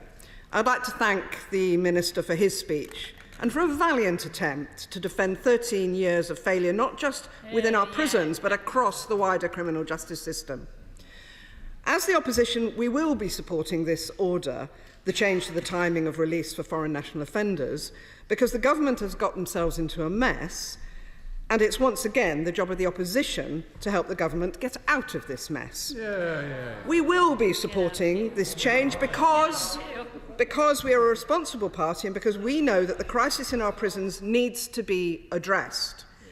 It is a necessary measure to tackle the overcrowding crisis.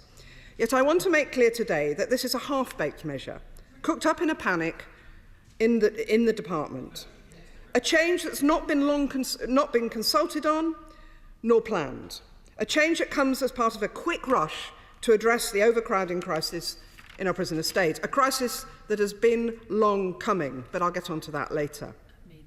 Mr Deputy Speaker, we're both old enough to know that this is a theme under Conservative governments. Back in the 1990s, I recall prisons were so poor that prisoners were escaping with ease. The government, the Conservatives, are in such dire straits that they've begun recycling their scandals. It's no wonder that the public have been through this and know what failure looks like. This is what we are confronted with today. Failure. A failure to protect the public, a failure to protect victims, and a failure from their government to ensure our prisons have enough space. Mr Deputy Speaker, I want to cover 3 areas in my remarks today. The lack of planning around our prison population, the implementation of this new programme, and the wider issues around victims. Let's firstly look at the lack of planning. There's been a looming overcrowding crisis in our prisons for years. The National Audit Office had warned them, the Justice Select Committee had warned them, and the Chief Inspector of Prisons has warned them. The government were told by the National Audit Office in 2020 specifically that they were unlikely to be able to build the 20,000 prison places they promised by the mid-2020s on time. Yet the government ignored this warning. I guess the 20,000 prison places are in the same place in the sky as the 40 new hospitals and 50,000 new nurses. Back in 2016, the then government Prime Minister, the then Conservative Prime Minister, said of the prison service, and I quote, "The failure of our system is scandalous." Scandalous. If it was scandalous back in 2016, I'm not sure what word you would need to use now, perhaps something rather unparliamentary. The government and the MOJ, when asked about this, will point to the new prison places they promised, yet only around 25% of these places have been delivered. Plans for new prisons have been delayed, and I believe from a report in The Guardian that one MOJ official said that badgers were to blame for a delay in building a new prison. Yes, badgers. The crisis has got so bad that the government have been forced to use police cells as alternatives to prison places. We should also remember that this is not the first time the government have made promises about the removal of foreign national offenders. Back in 2015, the then Prime Minister, the former member for Witney, spent £25 million to help Jamaica build a new prison. It fell through, of course, like a lot of promises he made. Successive Conservative governments have made promise after promise on foreign national prisoners, and they've fallen through every time. It's not even the first time that this policy has been looked at. We saw changes around foreign nationals in recent legislation, and the government looked at changes to the early removal scheme last year. I will give way. Shadow Minister for giving way, and she's mentioned you have to sit. She's mentioned overcrowding in our prisons, of which there is a problem, and the Minister outlined that there were 10,000 foreign national offenders in our prison estate. So I welcome the fact that she's voting for this today, but can she explain to this House why her party at every stage has voted against legislative measures to ensure that those people are removed, and therefore it would remove the problem that she's castigating us for? That's incorrect. Well, I'm new to this brief, but I don't believe that is the case. Exactly, it isn't. It isn't. You're just making up a Can I go back? If the government looked at it then, in the past, why did they not introduce this change back then? Did they think it was better to wait for a crisis? We should remember that this prison crisis, one that's been looming for years, is having an impact every day on prison staff, on inmates, and on the victims of crime. We still have prisoners having to use a bucket as a toilet in their cells. We have prisoners locked up for 22 hours a day, and we have prisons so understaffed that prison officers can't even take prisoners to the library or to classrooms for education. Education so essential to their rehabilitation, and for many prisoners, a condition of their eventual release. So it's no wonder that the reoffending rate has risen in the latest figures and now stands at 25% for male former prisoners. A cycle of crime that then creates more victims. Mr. Deputy Speaker, let me now look at the detail of this and the implementation. The policy will need significant input from the Home Office, along with the MOJ. As one prison governor has quoted, he said, or she said, "I expect it will require significant numbers of new Home Office staff for this initiative to be effective." We understand the Home Office already faces huge problems around staffing, and I'm sure I speak for many members across the House when I say that I do not have complete faith, or even much faith at all, in the Home Office after the mess we've seen them make over the past year. Nor can I say I have much faith in the Home Secretary, the Right Honourable Member for Faversham, who always seems to be auditioning for the role of the next Leader of the Opposition. We also know that this government has talked a lot about foreign national offenders, but after 13 years of government rule, the number of removals of FNOs has dropped by 40%. The government will point to the impact of COVID, but in 2022, the government were removing around half the number of foreign national offenders as they were pre-COVID. What's the government doing differently this time? Whether they're removing foreign nationals with 12 or 18 months left of the sentence, the point remains that the government still need to be able to remove offenders from the UK. Now, I'm sure the Minister will have prepared lines about the opposition and our approach, so I'll give him advance notice that we do have a plan. We do. You've had 13 years, come on. You're learning to listen. Just sort things out. 13 years to sort out. Labour would create a returns unit to triage and fast-track the removal of those who have no right to be in the UK, including foreign national offenders. We will recruit an additional 1,000 Home Office caseworkers to tackle the drop in removals that we've seen since the Conservatives entered office in 2010. Having looked at both the government statement last week and the memorandum attached to this SI, I couldn't see any information about the estimated cost or the additional resources needed, including around any legal costs or challenges to deportation.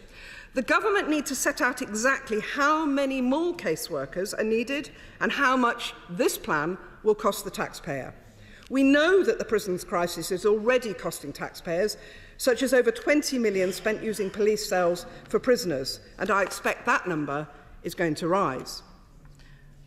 A running theme from last week's announcements is the large hole, particularly around the grossly overstretched probation service, which will be expected to pick up a lot of the pieces from the government's latest crisis. So, Mr. Deputy Speaker, I want to finish by speaking about victims in the context of this statutory instrument and the wider criminal justice system. As a party, we've been clear that we want a justice system that works for victims, that protects them from crime and supports them when they have been a victim. So I have one specific question for the Minister. Can he tell the House whether foreign offenders who've committed violent or sexual offences will or could now be freed to their home countries up to 18 months early because of this change? Can the Minister take the opportunity to reassure these victims that this will not be allowed to happen? Victims of crime will be concerned and worried that perpetrators will be released early. Over the past month, I've heard from prison staff, probation officers, inspectors, NGOs, and so many across the criminal justice system about just how much of a mess our prisons and wider justice system is in. This is because of 13 years of Conservative misrule and mismanagement. Dame Priti Patel. Thank you, Mr. Deputy Speaker.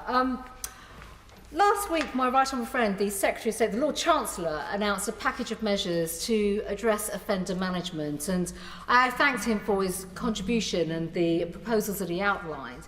And importantly, we spoke then, and I want to speak again today about the whole issue about the removal of foreign national offenders from our country.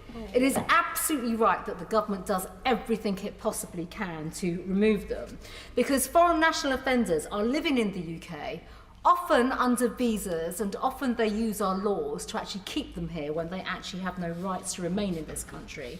And they are committing offences, and they are posing a danger to the public. And that breach of public safety, in my view, is a clear right of their right to remain in the UK.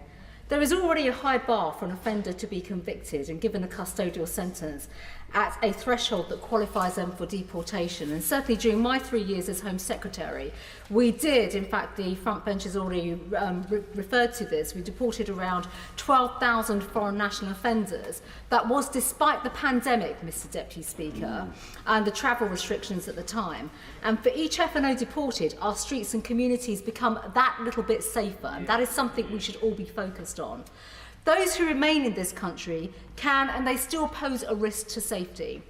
And we have sadly seen some come out of our prisons, stay in our communities and commit further dangerous offences and serious crimes. And as the Minister and the front bench know, there are some in this House, and I have to say this quite starkly today, particularly having listened to the opposite, the shadow benches, who have literally campaigned year after year. And in my time as Home Secretary in December 2020, in fact, 70 members of the benches opposite wrote to me to stop a deportation flight to Jamaica, Mr Deputy Speaker. Murderers, rapists, drug dealers, you name it, were on that flight. And day after day, in fact, ministers from the Home Office would come to this House and do a valiant job in speaking about protecting the public and why these flights had to be removed. And I think it's quite shameful, actually, to hear a level of deniability from the party opposite today. I simply don't think that's at all acceptable. I was lobbied day in, day out, often through the national newspapers, I should add, Mr Deputy Speaker, but through letters that even the front bench would send me, relentlessly, where they would broadcast their support for criminals, and on social media. They'd made the case for murderers, sex offenders to stay in our country and be able to live in our communities. They made human rights claims to enable dangerous criminals to stay in our country. And they have shown more respect, I have to say this, and interest for the rights of these dangerous criminals than the victims or for the public safety of people in our country and the victims.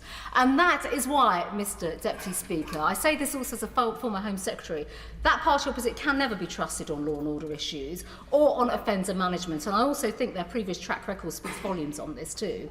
And living in the UK is a privilege, and those that come here and break our laws and commit serious offenders should expect to have their rights removed and also their liberty taken away. And this is why we should be unapologetic and robust in our approach to the removal of FNOs.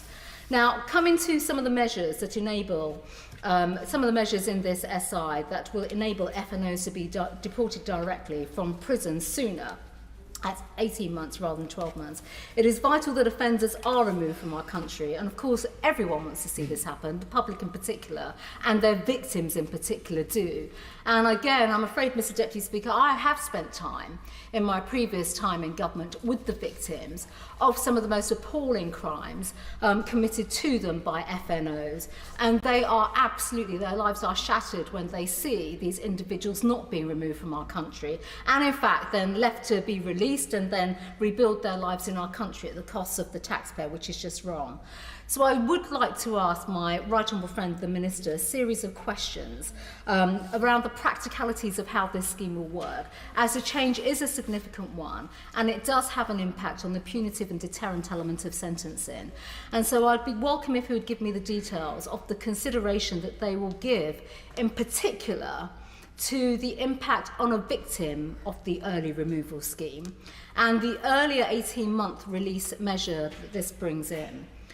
There are many victims who will expect an offender to be in custody for as long as possible to serve a punishment for their crimes, and will have concerns about an offender being released enjoying freedoms in the country of their nationality, and victims in particular of rape and sexual offences and other serious offences in particular have very, and rightly so, significant concerns about seeing their perpetrators of these horrific crimes effectively receiving a degree of their liberty back.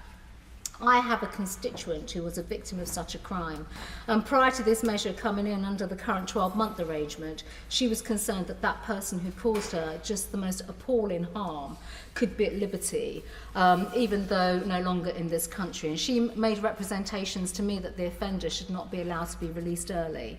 So I think it would be helpful for the Minister just to speak about the practicalities of this in terms of how these offenders will be managed.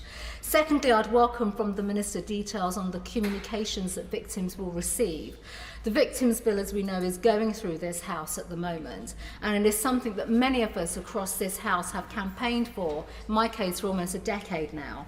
And it gives a welcome focus, and I do support the bill, on supporting the rights of victims in the criminal justice system and getting that rebalancing. And that bill is coming in because of the concern and frustration of victims, and that obviously applies to victims of FNOs. So I hope again that the Minister will provide some assurances and clarity around how victims again will be supported. They do get some communication, but they are heavily re-traumatised, and when they hear any information about the individuals being released from prison and the implications that may have as well. And that given some offenders will be dangerous and will show no signs of remorse or efforts to rehabilitate, can the Minister explain whether there will still be a process in place to keep dangerous offenders locked up rather than eligible for early release? Fourthly, can the Minister explain how the government will deal with the enforcement of this scheme when an offender, and I'm sorry to say this, makes human rights claims to try to block and frustrate their deportation from the UK, which again brings me back to some of the appeals that I used to receive when I was Home Secretary from the party opposite. In terms of the other measures announced by the Secretary of State, the Lord Chancellor, last week, I would hope that in the summing up the Minister can give further details and assurances, particularly on the offender management package. The proposals, the staffing, I mean, I appreciate the staffing is asking for specific information, but actually the implications of this in terms of the overall management. This statutory instrument is, of course, a part of a wider package, and we're not discussing that entire package today. But, of course, the front bench and the Minister will know my concerns of the possibility of what we could see, which is effectively what happened under early release schemes of the last Labour government, where offenders actually committed crimes and absconded, and that had serious concerns and implications around public safety. So I'm looking for reassurance this afternoon, please, from the Minister about how the government's approach is going to differ from previous schemes in this area, and also how victims in particular will feel that justice is done and that there is a solid effort to reduce reoffending and the causes of reoffending.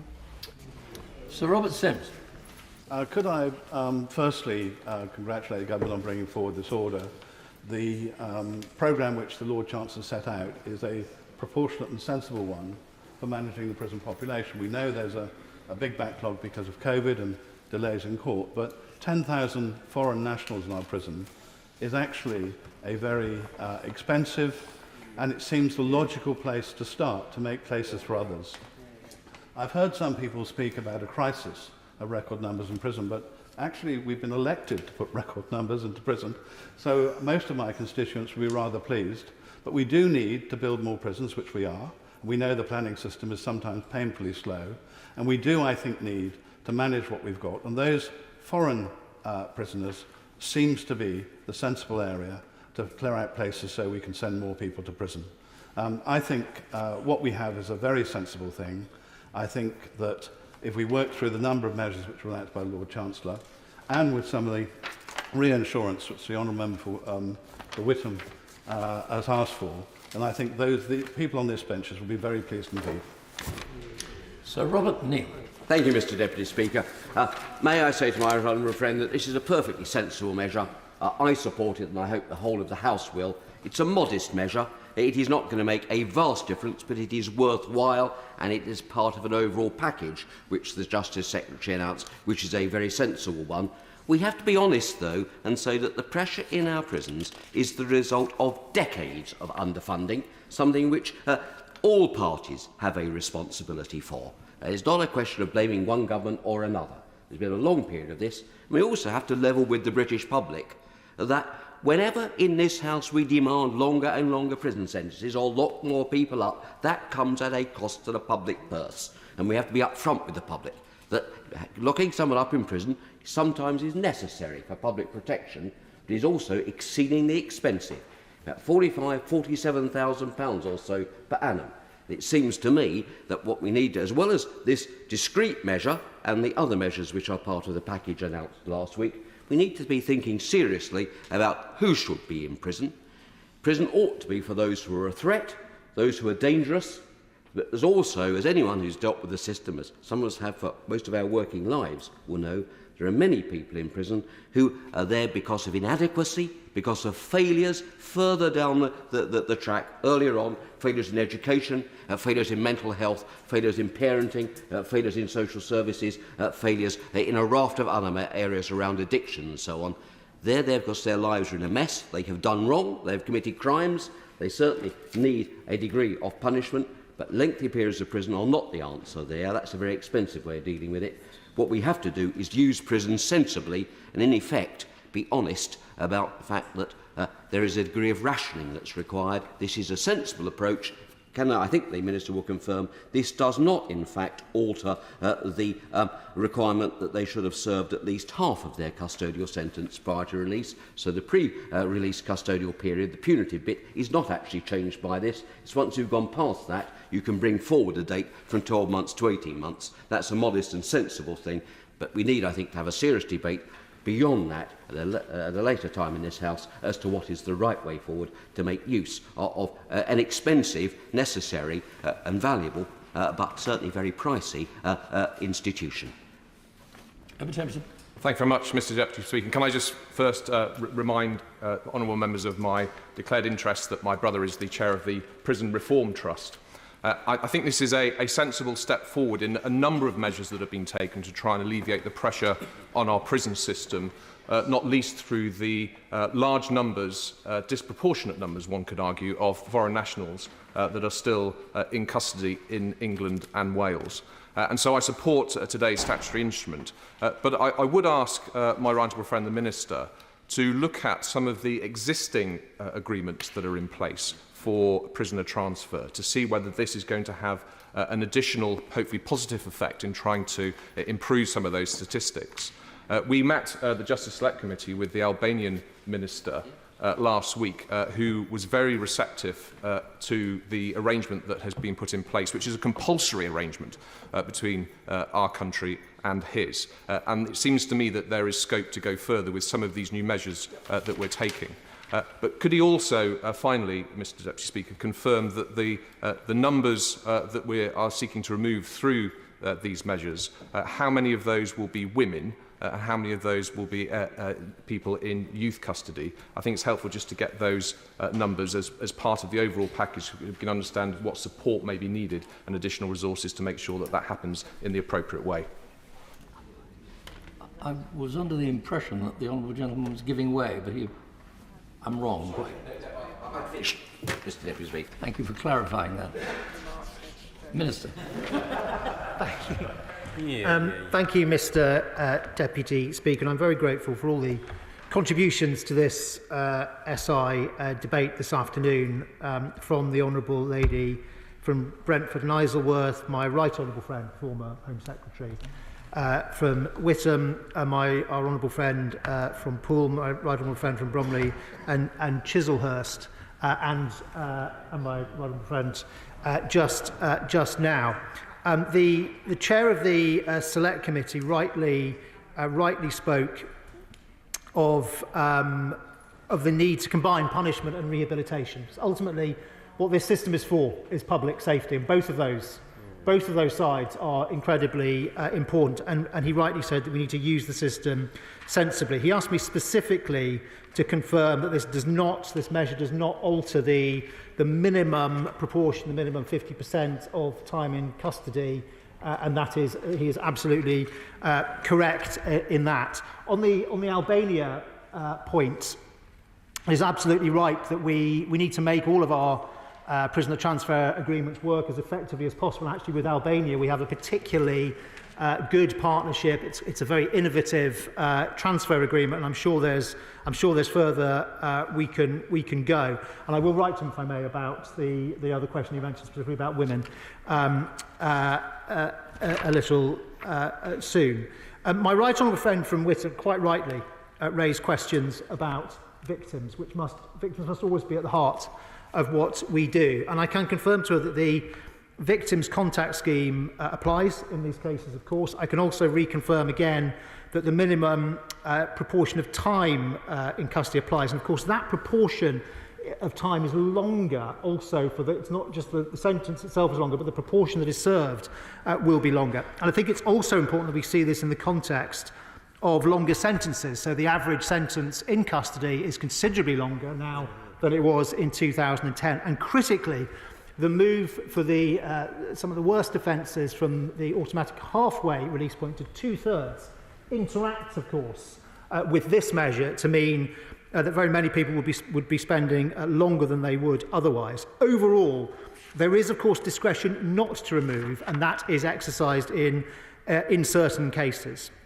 The Honourable Lady who speaks for the opposition rightly pointed out that the prison population has grown. She is correct about that. Last week there was a comprehensive plan set out by my right honourable friend, which ensures that the worst offenders will stay in for longer, but that we also make best use of the capacity that we have. And she talked also about overcrowding. I would just gently remind her that prison overcrowding is lower, Mr Deputy Speaker, lower than it was at the time of the change of government in 2010. There were 2,000 fewer people in overcrowded conditions in our prison population than there were when the Labour Party were in government. And I would also gently ask her, where are her titans? Because if the Labour Party's build programme had taken place as planned, many of these things would not have come to pass. The plan that my right honourable friend set out builds on what has already been achieved. First of all, in terms of the rapid increase that we have seen in capacity, 5,000 places over the last year, tougher sentences for the worst offenders, but also the progress on rehabilitation and what has been done on drugs, on employment, on housing, which has resulted in the reoffending rate coming down. And that is so important because, of course, most crime is repeat crime. So when the reoffending rate comes down, overall crime comes down. That is exactly what we've seen. The Honourable Lady said, why have you not done this before? Well, the answer is we have, with the changes we made in the Nationality and Borders Act, including, for example, the Stop the Clock provisions, with the new prisoner transfer agreements that we brought into place, including the agreement that I was alluding to with Albania. And this is a combination of factors has seen the number of foreign national offenders removed going up by 14% most recently year on year. Mr Deputy Speaker, the Criminal Justice Act 2003 removal of prisoners for deportation order 2023 will extend the benefits of this scheme by bringing forward the time from which a foreign national offender can be removed. This draft instrument is a critical part of the Ministry of Justice and Home Office's approach to removing foreign national offenders from our prisons and our country, and it will ensure that taxpayers' money is best used to protect the public, and I therefore commend this draft instrument to the House. The question is as on the order paper. As many of that opinion say aye? Aye. Contrary, no? Ayes have it. Clerk will now proceed to read the orders of the day. Levelling Up and Regeneration Bill, consideration of Lord's message. Now. I can inform the House that nothing in the Lord's message engages Commons financial privilege. We begin with the government motion to disagree with Lord's Amendment 22B, with which we will consider the other motion and amendment listed on the selection paper. Minister to move the motion to disagree with Lord's Amendment 22B. Rachel McLean. Thank you very much, Mr Deputy Speaker. And as we know from proceedings on this bill in this place, the Levelling Up and Regeneration Bill is very important to the future of this country. It will ensure that this government and future governments set clear long-term objectives for addressing entrenched geographic disparities. It will devolve powers to all areas in England where there is demand for it, allowing local leaders to regenerate their towns and cities and restore pride in places. and it further strengthens protections for the environment so that better outcomes are at the heart of planning decisions. Mr Deputy Speaker, in the course of the many debates on the issue of local authority remote meetings during the passage of this bill, the Government has consistently expressed its strong view that councillors should be physically present to cast their votes and interact in person with citizens. Our position on this matter has not changed. Therefore, the Government is not able to support Lord's Amendment 22B, which will enable any government in future to go as far as allowing all local authorities to meet virtually at any and every opportunity. Turning to the issue of climate change, Mr Deputy Speaker, I reiterate that the Government agrees that the planning system must support our efforts in meeting our legal net zero commitments by 2050 and to tackle the risks of climate change. However, we have heard the strength of feeling in both houses in making sure that national planning policy supports our efforts in tackling the risks of climate change. And therefore the Government have now gone a step further in tabling an amendment which will require the drafting of policies which are to be designated as a national development management policies to have regard to the need to mitigate and adapt to climate change, taking into account the range of climate scenarios and risk relevant to the policies being developed. Mr Deputy Speaker, I will conclude my brief remarks here by again expressing gratitude to my colleagues both here and in the other place for their continued and dedicated engagement with this complicated and complex bill during the course of its parliamentary passage. And I very much hope, and I am sure, that honourable members and right honourable members will agree that the Government have shown that we have listened carefully to the views of members on both sides of the House as we seek to improve this nationally important piece of legislation. Is that this House disagrees with the Lords and their Amendment 22B. Peter Aldous. Thank you very much, Mr Deputy Speaker. The two amendments which the other place have returned to us are two amendments which in their previous guise last week I supported and urged the Government to accept. It is welcome that we have the opportunity to consider these two important issues again. With regard to the holding of virtual meetings by councils, I prefer the original Lord's Amendment 22, which provided local authorities with the local discretion to pursue a common sense and pragmatic approach with regard to the form and conduct of their own meetings. That said, the amendment in lieu tabled by my right honourable friend, the noble Baroness Mackintosh, is pragmatic and conciliatory and takes into account the Government's concerns with regard to council meetings being held solely online. I would urge the Government to consider it in the spirit with which it has been put forward. I will also re-emphasise other considerations which were raised in last week's debate. Mr Deputy Speaker, set in the overall context of a bill that gives local communities and local councils greater discretion and greater autonomy and looks to devolve powers away from Whitehall, it is perverse that the Government are dictating to local authorities as to how they conduct themselves. There is, as we heard last week, 90 to 95% support from local councils, clerks and their representative bodies for this provision. They understand best the challenges that they face, and they are responsible people who will use wisely any discretion that they are provided. The provision will strengthen local democracy and will make it easier for such groups as the disabled, parents with young children, carers and those in full-time employment to participate in decision-making in their own local communities. For those local authorities who cover large geographical areas, such as the Suffolk County Council and the Broads Authority, it is sensible to hold some meetings virtually, rather than insisting that councillors, some of whom are elderly, travel long distance long distances, often in inclement weather, such as we had last week. Mr. Deputy Speaker, when we debated this issue last Tuesday, there was widespread disquiet on these benches with regard to the straitjacket approach that the government are pursuing. And I would be grateful if, in her summing up, my honourable friend can outline the strategy that the government will be putting in place to address those concerns if they reject the sensible and conciliatory Amendment 22B. Mr. Deputy Speaker, turning to Amendment 45. In the wake of Storm Babette, the Lords have asked us to look again at that amendment. The weekend's events highlighted the need for climate change mitigation to be fully and deeply embedded in local and national planning policy.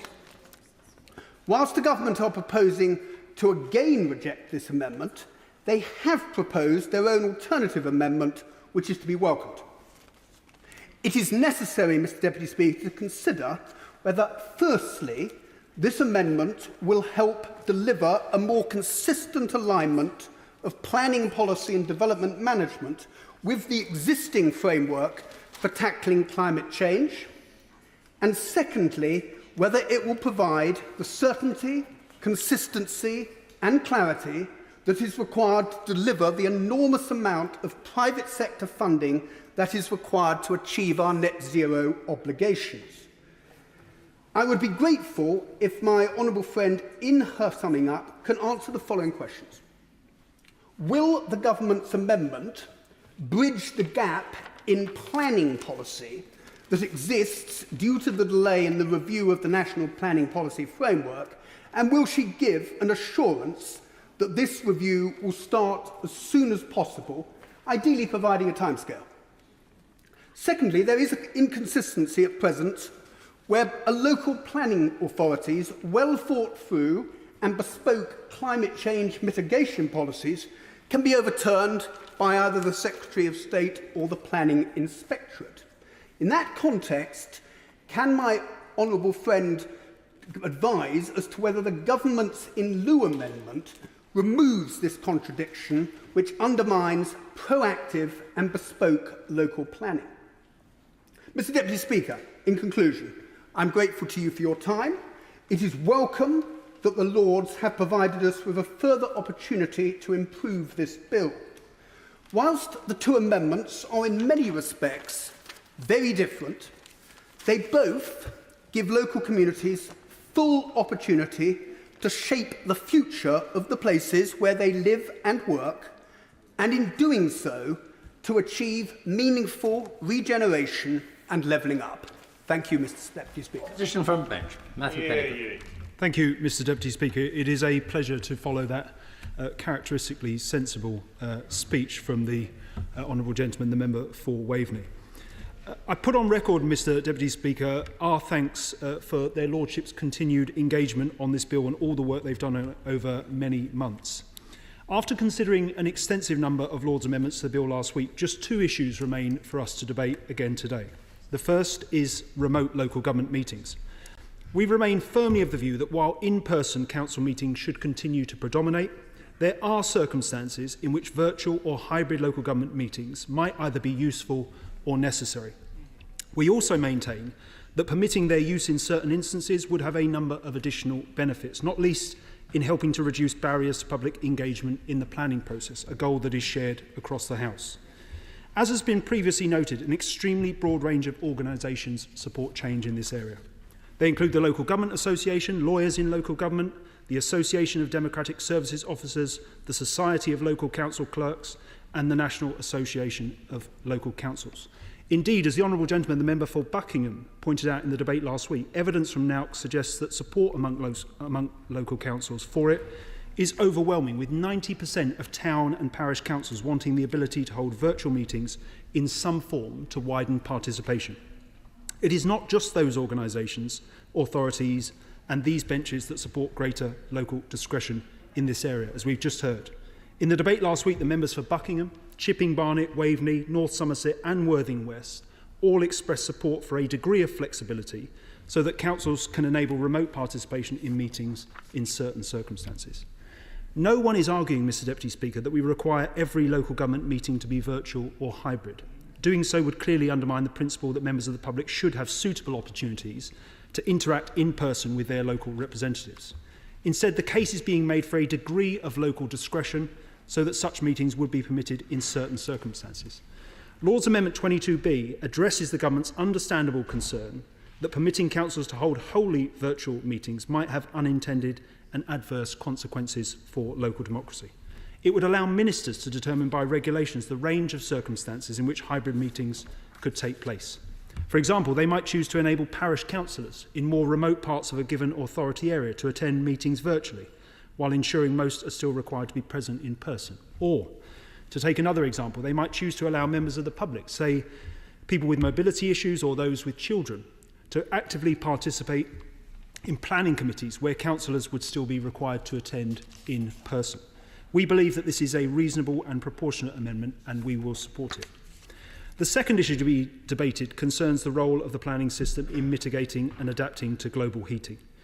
It is noticeably weaker than Lord's Amendment 45, Mr Deputy Speaker, only applying to national development management policies rather than all national policy, planning policy, or advice relating to the development or use of land, and excluding precise statutory definitions of what constitutes mitigation and adaptation. But we nevertheless welcome that the government have made a concession on this issue by tabling their amendment in lieu to Lord's Amendment 45. However, while we welcome the fact that it would ensure that climate mitigation and adaptation are considered in the preparation or modification of NDMPs, the government amendment in lieu does not achieve what Lord's Amendment 45 would, namely to establish genuine coherence between the planning system and our country's climate commitments, not least by requiring local planning authorities to have regard to climate when making decisions on individual planning applications. In its current form, the planning system is manifestly failing to play its full part in addressing the climate emergency. Indeed, one might go so far as to argue that it is actively hindering our ability to mitigate and adapt to climate change in myriad different ways. The bill is a missed opportunity to fully align the planning system with our climate mitigation and adaptation goals and ensure that new development produces resilient and climate-proofed places. The provisions in the bill that require local plans to be designed in such a way as to contribute to the mitigation of and adaptation to climate change are welcome, but they are transposed from existing legislation introduced 15 years ago, and alone they are not sufficient. The promised related update to the National Planning Policy Framework to make sure that it contributes to climate change mitigation and adaptation as fully as possible is vital, but it will not take place until well after this bill has received royal assent, if it materialises at all during what remains of this Parliament. As we have argued consistently throughout the passage of this bill, there is a pressing need for a clear and unambiguous national policy guidance in relation to climate change, a purposeful statutory framework to align every aspect of the planning system with net zero, and an overarching duty on the Secretary of State, local planning authorities, and those involved in neighbourhood plan making to achieve climate change mitigation and adaptation when preparing plans and policies or exercising their functions in planning decision making. Mr Deputy Speaker, the Climate Change Committee recommended in its 2022 progress report that net zero and climate resilience should be, and I quote, embedded within the planning reforms contained in the Levelling Up and Regeneration Bill. As things stand, they have not been. In this week of all weeks, when we have seen once again the impact on communities across the country of the more frequent extreme weather events that climate change is driving, we should look to improve how the planning system responds to the climate emergency. The government amendment in lieu is welcome, but it does not go far enough in our view, and for that reason we will support Lord's Amendment 45. Thank you, Mr Deputy Speaker. I'd like to start by thanking the Minister for her involvement in this very long saga that is the Levelling Up and Regeneration Bill, which finally may be drawing to a close. It's very good to see the areas of difference between the two houses reduced. In terms of Amendment 22 on meeting virtually for councils, I do appreciate that this is a significant issue. It could set a precedent for other parts of the public sector. So I understand the government's concerns and why they've resisted it up to now, but I do hope there's room for further compromise and at least some flexibility to allow councils to deploy hybrid meetings. If the amendment on the order paper still goes too far, I hope that ministers can come up with something which does allow, perhaps specifically just in the planning context, or in at least some circumstances, just enabling the life of our local councillors to be a little bit easier. We have to remember that they do a difficult job, they work hard, many of them are trying to hold down day jobs at the same time, so a bit more flexibility for virtual meetings could, I think, help enhance democratic participation. Now, one of the amendments we didn't get back from their lordships was on NDMPs, and I have a certain amount of regret about that, because I continue to believe that replacement of local development management policies with single centralised diktat is the wrong approach. But I do welcome that, thanks to the government's amendments in lieu, we now see the commitment to consultation on NDMPs on the face of the bill. That was an important part of the compromise announced in December last year by the Secretary of State to tackle problems outlined in the amendments package headed by New Clause 21, which I tabled, and resulted from concerns felt by many on this side of the House about problems leading to massive pressure for blocks of flats in the suburbs and housing estates on green fields and agricultural land in rural areas. Now we do need to see the remainder of that package delivered by the MPPF, and I once again encourage and urge ministers to get that published. We also need to see the new set of planning policy guidance, another document which will be crucial to ensuring that the reforms promised of the planning system actually deliver real change. Concern remains on the backbenches about the rush for volume of units at all costs. We all accept the need for new homes. We all want to see more homes built, but they do need to be the right homes in the right places. And I know you, Mr. Deputy Speaker, strongly agree with that. And so I can understand, with that in mind, the rationale of Lord's Amendment 45 on climate change mitigation and adaptation. I do think we need to do more to ensure that the developments which come forward for approval are consistent with our net zero goals. I'm not necessarily saying that Amendment 45 is absolutely the right vehicle to deliver this, but if we are to make that huge transition to carbon neutrality, then construction and development has an enormous part to play in that, and significant change needs to be delivered. So I hope that the government really will make every effort to ensure that the new NPPF reflects our climate goals, both in terms of mitigation and adaptation. And in particular, we must take care, as we've heard many times during the debate on this bill, we must take care in relation to areas prone to flooding, since even if we deliver net zero on time, the climate has already changed to make these episodes more serious and more frequent. And I'd like to take this opportunity to put on record my great sympathy to anyone who's been affected by the floods of recent days. I hope they're back in their homes soon. I truly understand what a miserable experience it is to be subjected to these climactic episodes. But returning lastly and briefly to that December compromise announced by Michael Gove at report stage, I would reiterate what I've said a number of times in this House. We need that compromise to be implemented. The issues raised in New Clause 21 on excessive targets have not gone away. Backbench concern has not gone away. We are all determined to defend our constituencies from overdevelopment. We believe it's vital to shift the focus of home building to those big urban city sites like Old Oak Common, Beckton, like central Manchester. The Docklands 2 approach outlined by the Secretary of State in his July speech and his long-term plan for housing. It reflects our climate commitments by situating people close to jobs, services and public transport systems. It helps take pressure off suburban and rural areas, protecting green spaces and the green belt, and supporting our ambitions for nature recovery. So please, let's make sure that change really happens. Thank you. SNP spokesperson, Adam Quasar. Thank you, Mr Deputy Speaker. I would like to begin by expressing my disappointment, but not necessarily my lack of surprise, at the unelected other places' refusal to push for amendments that would protect devolution, given how unclear, unfocused and unfit for purpose this bill is. I would have hoped that the other place would advocate for some revisions that would mitigate its impact. I will keep my remarks relatively short. Both amendments do not necessarily relate to Scotland, and unlike the actions of this Conservative government, which would imply otherwise, it's important that we respect the devolution settlement. Lord's Amendment 22B sought to allow local councils in England to conduct procedures in a hybrid environment, and we saw throughout the COVID emergency how critical these procedures were in raising participation, in opening meetings to different demographics in society.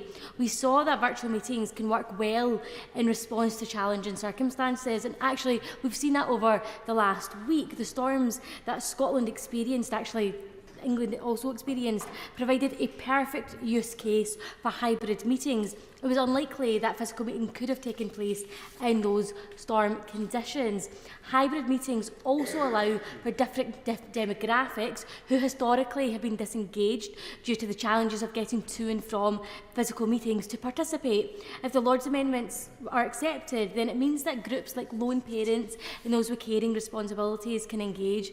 I'm also concerned, Mr Deputy Speaker, that the resistance to hybrid meetings stems from a larger culture war narrative being propagated by out-of-touch Tories who want to remain in the 1800s. And we've actually seen those culture wars being fought in this very chamber.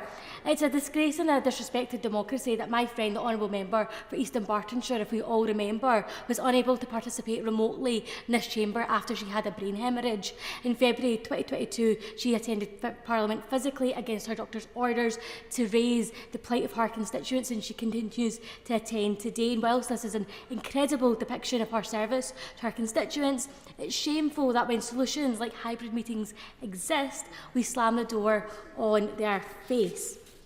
Since the pandemic, Scotland has continued to allow local councils the autonomy as to whether they can hold hybrid proceedings. It's particularly beneficial for those local authorities which cover large geographic areas, allowing those who live far away from council headquarters to access democracy virtually if they so wish.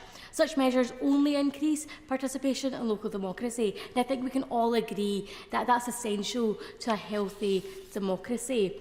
The other Lord's Amendment relates to climate change duties on planning authorities. Again, this amendment doesn't really cover Scotland. However, with the storm and the harsh weather conditions over the last week, and the likelihood of such once-in-a-generation weather events seem to be happening on such a regular basis, it's imperative that we take the necessary action to tackle climate change. Now, Mr Deputy Speaker, in this place we pass legislation where we might not necessarily feel the impact straight away, and we as members of this House have a duty towards future generations. Now, I'm only 21, so I count myself in one of those future generations. Not sure what some of my more experienced colleagues can say the same. One of my favourite quotes is an old Greek proverb, and it's not attributed to anyone, but it goes along the lines of, "A society grows great when old men plant trees in whose shade they shall never sit." So when I think of this quote, I often think of climate change provisions. The reality is that the planet's on fire and we're simply not doing enough to help our future generations. We need to pass legislation that we might not see the benefit of, but our generations to come will. So whilst I appreciate the government still recognises the need to tackle climate change with its amendment in lieu, however, the measure it outlines are simply not strong enough. It's important that we don't get drawn into thinking these are binary choices. It's perfectly possible to construct whilst maintaining our moral duty to tackle the climate crisis. The SNP won't be voting on these amendments, but we do hope that our neighbours in England are able to participate hybridly and engage in local democracy and have the ability to take the climate emergency seriously. Propose to detain the House long. I specifically want to talk to Lord's Amendment 22B, which part of me actually wants to be sympathetic towards, particularly after what I must say was a really measured speech by my honourable friend from Waveney. But I have a concern with it, and the concern is the basis upon which it's predicated, because it's predicated on understanding that councils actually do their job properly. And unfortunately, I have experience of Soviet Sandwell Council, which doesn't do its job properly. And I remember the pandemic, Mr Deputy Speaker, and I remember the lack of accountability that we saw through meetings cutting out partway through. I saw the lack of accountability of the public seemingly being unable to access some of these virtual meetings that key decisions were being made at. And it frightens me, quite frankly, that we might look at potentially giving a local authority, as, and I'm afraid to say so, corrupt as Sandwell Council, any possibility of hiding itself behind virtual meetings. And the fact that my right honourable friend, the Secretary of State, had to intervene on this local authority some 12 months ago because of the utter failure in its governance processes, to me is a reason why I'm hesitant to support this bill, because I do appreciate, Mr Deputy Speaker, that local authorities broadly do and can get this right. But where this goes horribly wrong, we've seen it and we've lived it. And it terrifies me. And even today when we're back in physical meetings, Mr Deputy Speaker, just to give you an example of what might transpire as a result of were this amendment to pass, where the monitoring officer fails to advise that a councillor is in breach of Section 31 of the Local Government Act, and to inform members of what that means, effectively allowing a councillor to vote on a pecuniary matter that they have an interest in, which, as members will know, is against the law, Mr Deputy Speaker. It is a local authority that within itself, in my view, would use the provisions in this amendment to hide itself and mask itself, and to allow it to enable even more of the inept and, quite frankly, borderline corrupt behaviour that we've seen, with officers, unfortunately, at a higher level who, and I don't speak for all of the officers, Mr Deputy Speaker, but certainly the officers I have dealt with at this local authority seem to be quite happy to be complicit at times in some of that. So it would terrify me to allow this amendment through. But I would say that actually at the core of it, around accessibility, I know the honourable gentleman from Greenwich and Woolwich actually touched on that, and I agree with him. I do agree with him. I think we need to be better at accessibility. We've got to look at broader ways to do it, and I appreciate why this amendment might not go through. I think there is something that this amendment has drawn out that we've got to do, whichever colour government we're in, to get more people in from unrepresented backgrounds, people, for example, single-parent families, like the family I grew up in, to get them into council to give their experiences. He's absolutely right in what he says, but I am terrified what this amendment would do for my constituents, because effectively what it would do is allow their authority to mask itself even more. And Mr Deputy Speaker, when you form your comments, particularly in this, I've come to one conclusion in regards to this, and I think there is a way that this amendment might work. Sandwell Council ultimately is an embarrassment of the Black Country. It's a stain on the local government scene in the West Midlands, and we're going through somewhat of a review of local government in the West Midlands at the moment. My only conclusion I can draw is it is now time to abolish Sandwell Council and subsume the towns that make up that authority into other parts, particularly my communities in Tipton and Wednesbury. They need their identity back, but more importantly, they need that accountability. So it is time for Sandwell to go, because it has been an embarrassment for the last 50 years. It is time to put it in the bin. And in terms of these amendments, Mr Deputy Speaker, I support some of the underlying aims of them, and I think that is something that we've absolutely got to make sure that we move forward with, and I think we can all agree across the House that do so. But I think this mechanism, with the experiences I've had as a Member of Parliament for the last 4 years, concerns me a great deal, and the only way I could support it is some sort of guarantee that Sandwell Council is put in the bin. Thank you, Mr Deputy Speaker. Liberal Democrat spokesperson, Helen Moore. Thank you very much, Mr Deputy Speaker. Declaring interest as a Vice President of the LGA, I'm going to make some very brief comments because I spoke in the debate last week. But I'd just like to reiterate that I think overall I'm concerned about this legislation, which has been poorly drafted. But first, Lord's Amendment 22B, which, as we all know, would allow councillors to attend meetings virtually or in a hybrid style meeting. Now, I think this amendment is a good opportunity to increase participation in local politics, and I think that we should be encouraging it. For many councillors, the reality of fulfilling their role means working around another full-time job, working late into the evening, as well as at weekends, or balancing their parenting commitments. So councillors' time is under a great deal of pressure. Most councillors are in their post purely because of their commitment to their local community, and we should be helping them out by allowing the occasional virtual attendance at a meeting if that reduces the time burden on them. Now, I have heard the argument that our constituents rightly expect us to attend Parliament in person, and so elected members of the local council should be expected to do the same. But I think this argument is missing an incredibly important point, because for most people, being a councillor isn't a full-time salaried job. To expect them to sacrifice yet more of their time to travel to meetings, to offer contributions which might otherwise be made online, I think is simply unfair.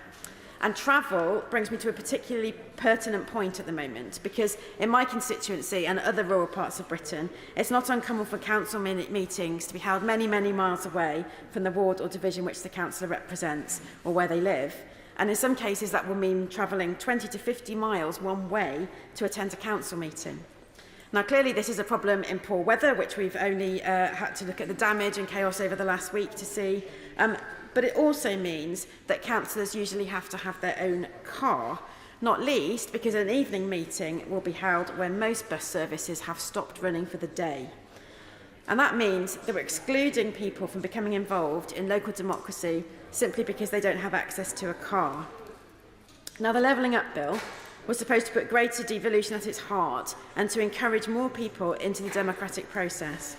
And if we really want to engage people in politics and widen representation and access, then I think we should be making it easier for people to represent their communities and not more difficult.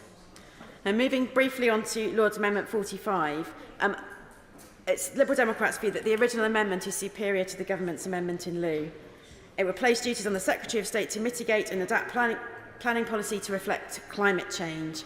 Now, planning is an integral part of achieving net zero, and as such, it's only right that it puts climate considerations at its heart. At the moment, net zero goals are inconsistently applied to planning applications. Local development plans do consider climate complications, whereas individual planning applications don't, and without the government amendment in lieu, NDMPs don't either.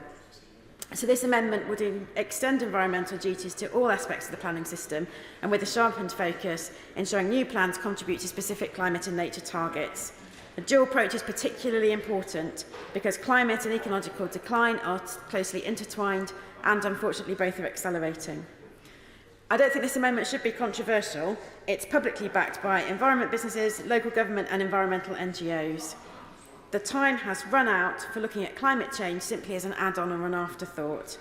And given the government's recent backpedalling on net zero commitments, this should be an easy opportunity to put climate change at the core of the planning process.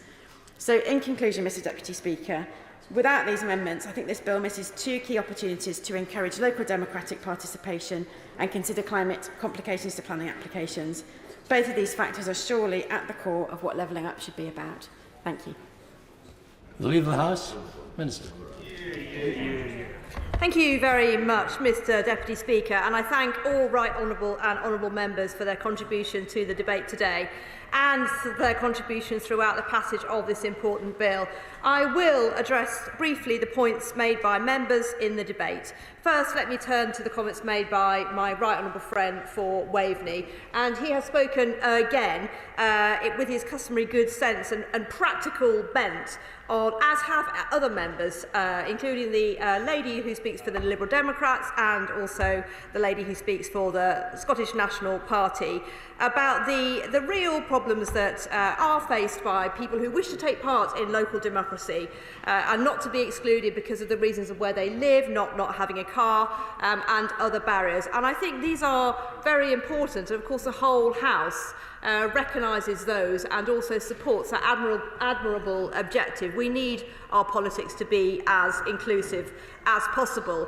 But I've also heard loud and clear the comments from my honourable friend from West Bromwich West, and he has, I think, alerted us to the problems that could exist if we were to accept the amendment that has been tabled by the other place. And it is right that we consider all possible consequences that could flow from that amendment, and it was the government's view that the amendment does go too far. It is too expansive. It would allow any future government to allow any local authority to meet virtually and at every opportunity. So I do think that is not something that the government can accept. it is a long-standing principle that local democracy should take place on a face-to-face basis.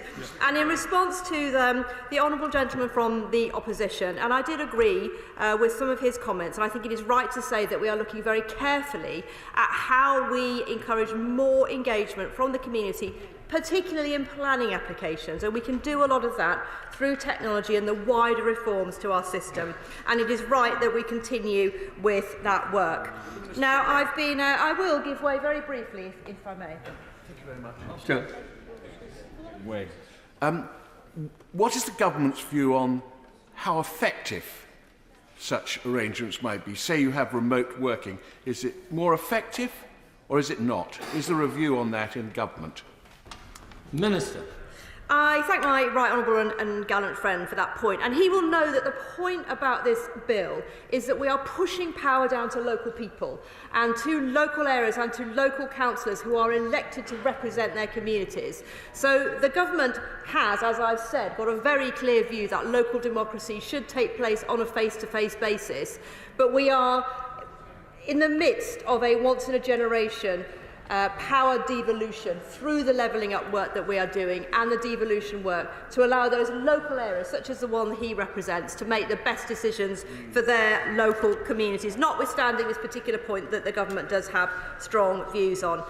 Turning now, Mr Deputy Speaker, to the vitally important issue of climate change, which has been raised by, again, my honourable friend for Waveney and, of course, my right honourable friend for Chipping Barnet.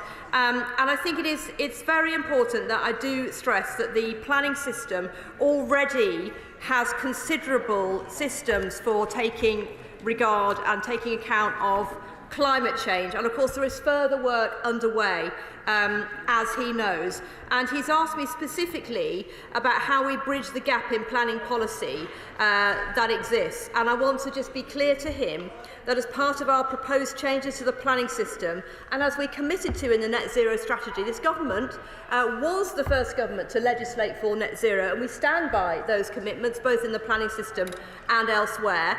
And we do intend to do a fuller review of the national planning policy framework to ensure it contributes to climate change mitigation and adaptation as fully as possible, following royal assent of the Levelling Up and Regeneration Bill.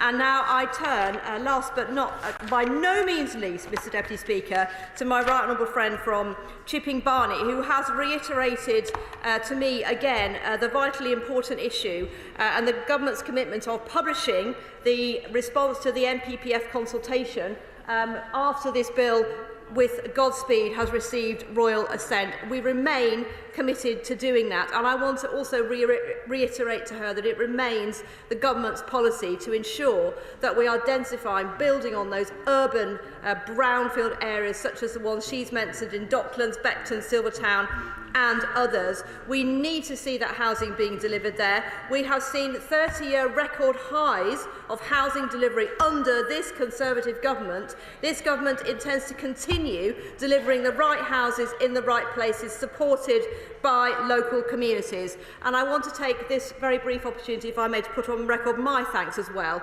to both local councillors, as she has done, who represent my communities in Redditch, Wychavon, Worcestershire, and of course also to all the frontline services involved in the responses to the floods, the emergency services, the Environment Agency and others. And we do thank them, and we also all wish everybody to be back in their homes soon. So I hope that all members will feel able to support our positions, having seen that the government has listened and responded to their concerns. And it is with that said that I believe that these amendments are effective and proportionate and are agreeable to all, and I commend them to the House. The question is that this House disagrees with the Lords in their Amendment 22B. As many of that opinion say aye. Aye. Contrary, no. No! Division, clear the lobbies.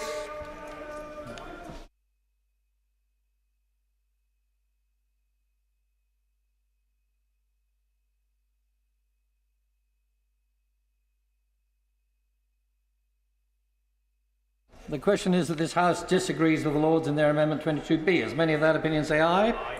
Contrary, no. No. Tell us for the ayes, Joy Morrissey and Scott Mann. Tell us for the noes, Colleen Fletcher and Mary Glindon.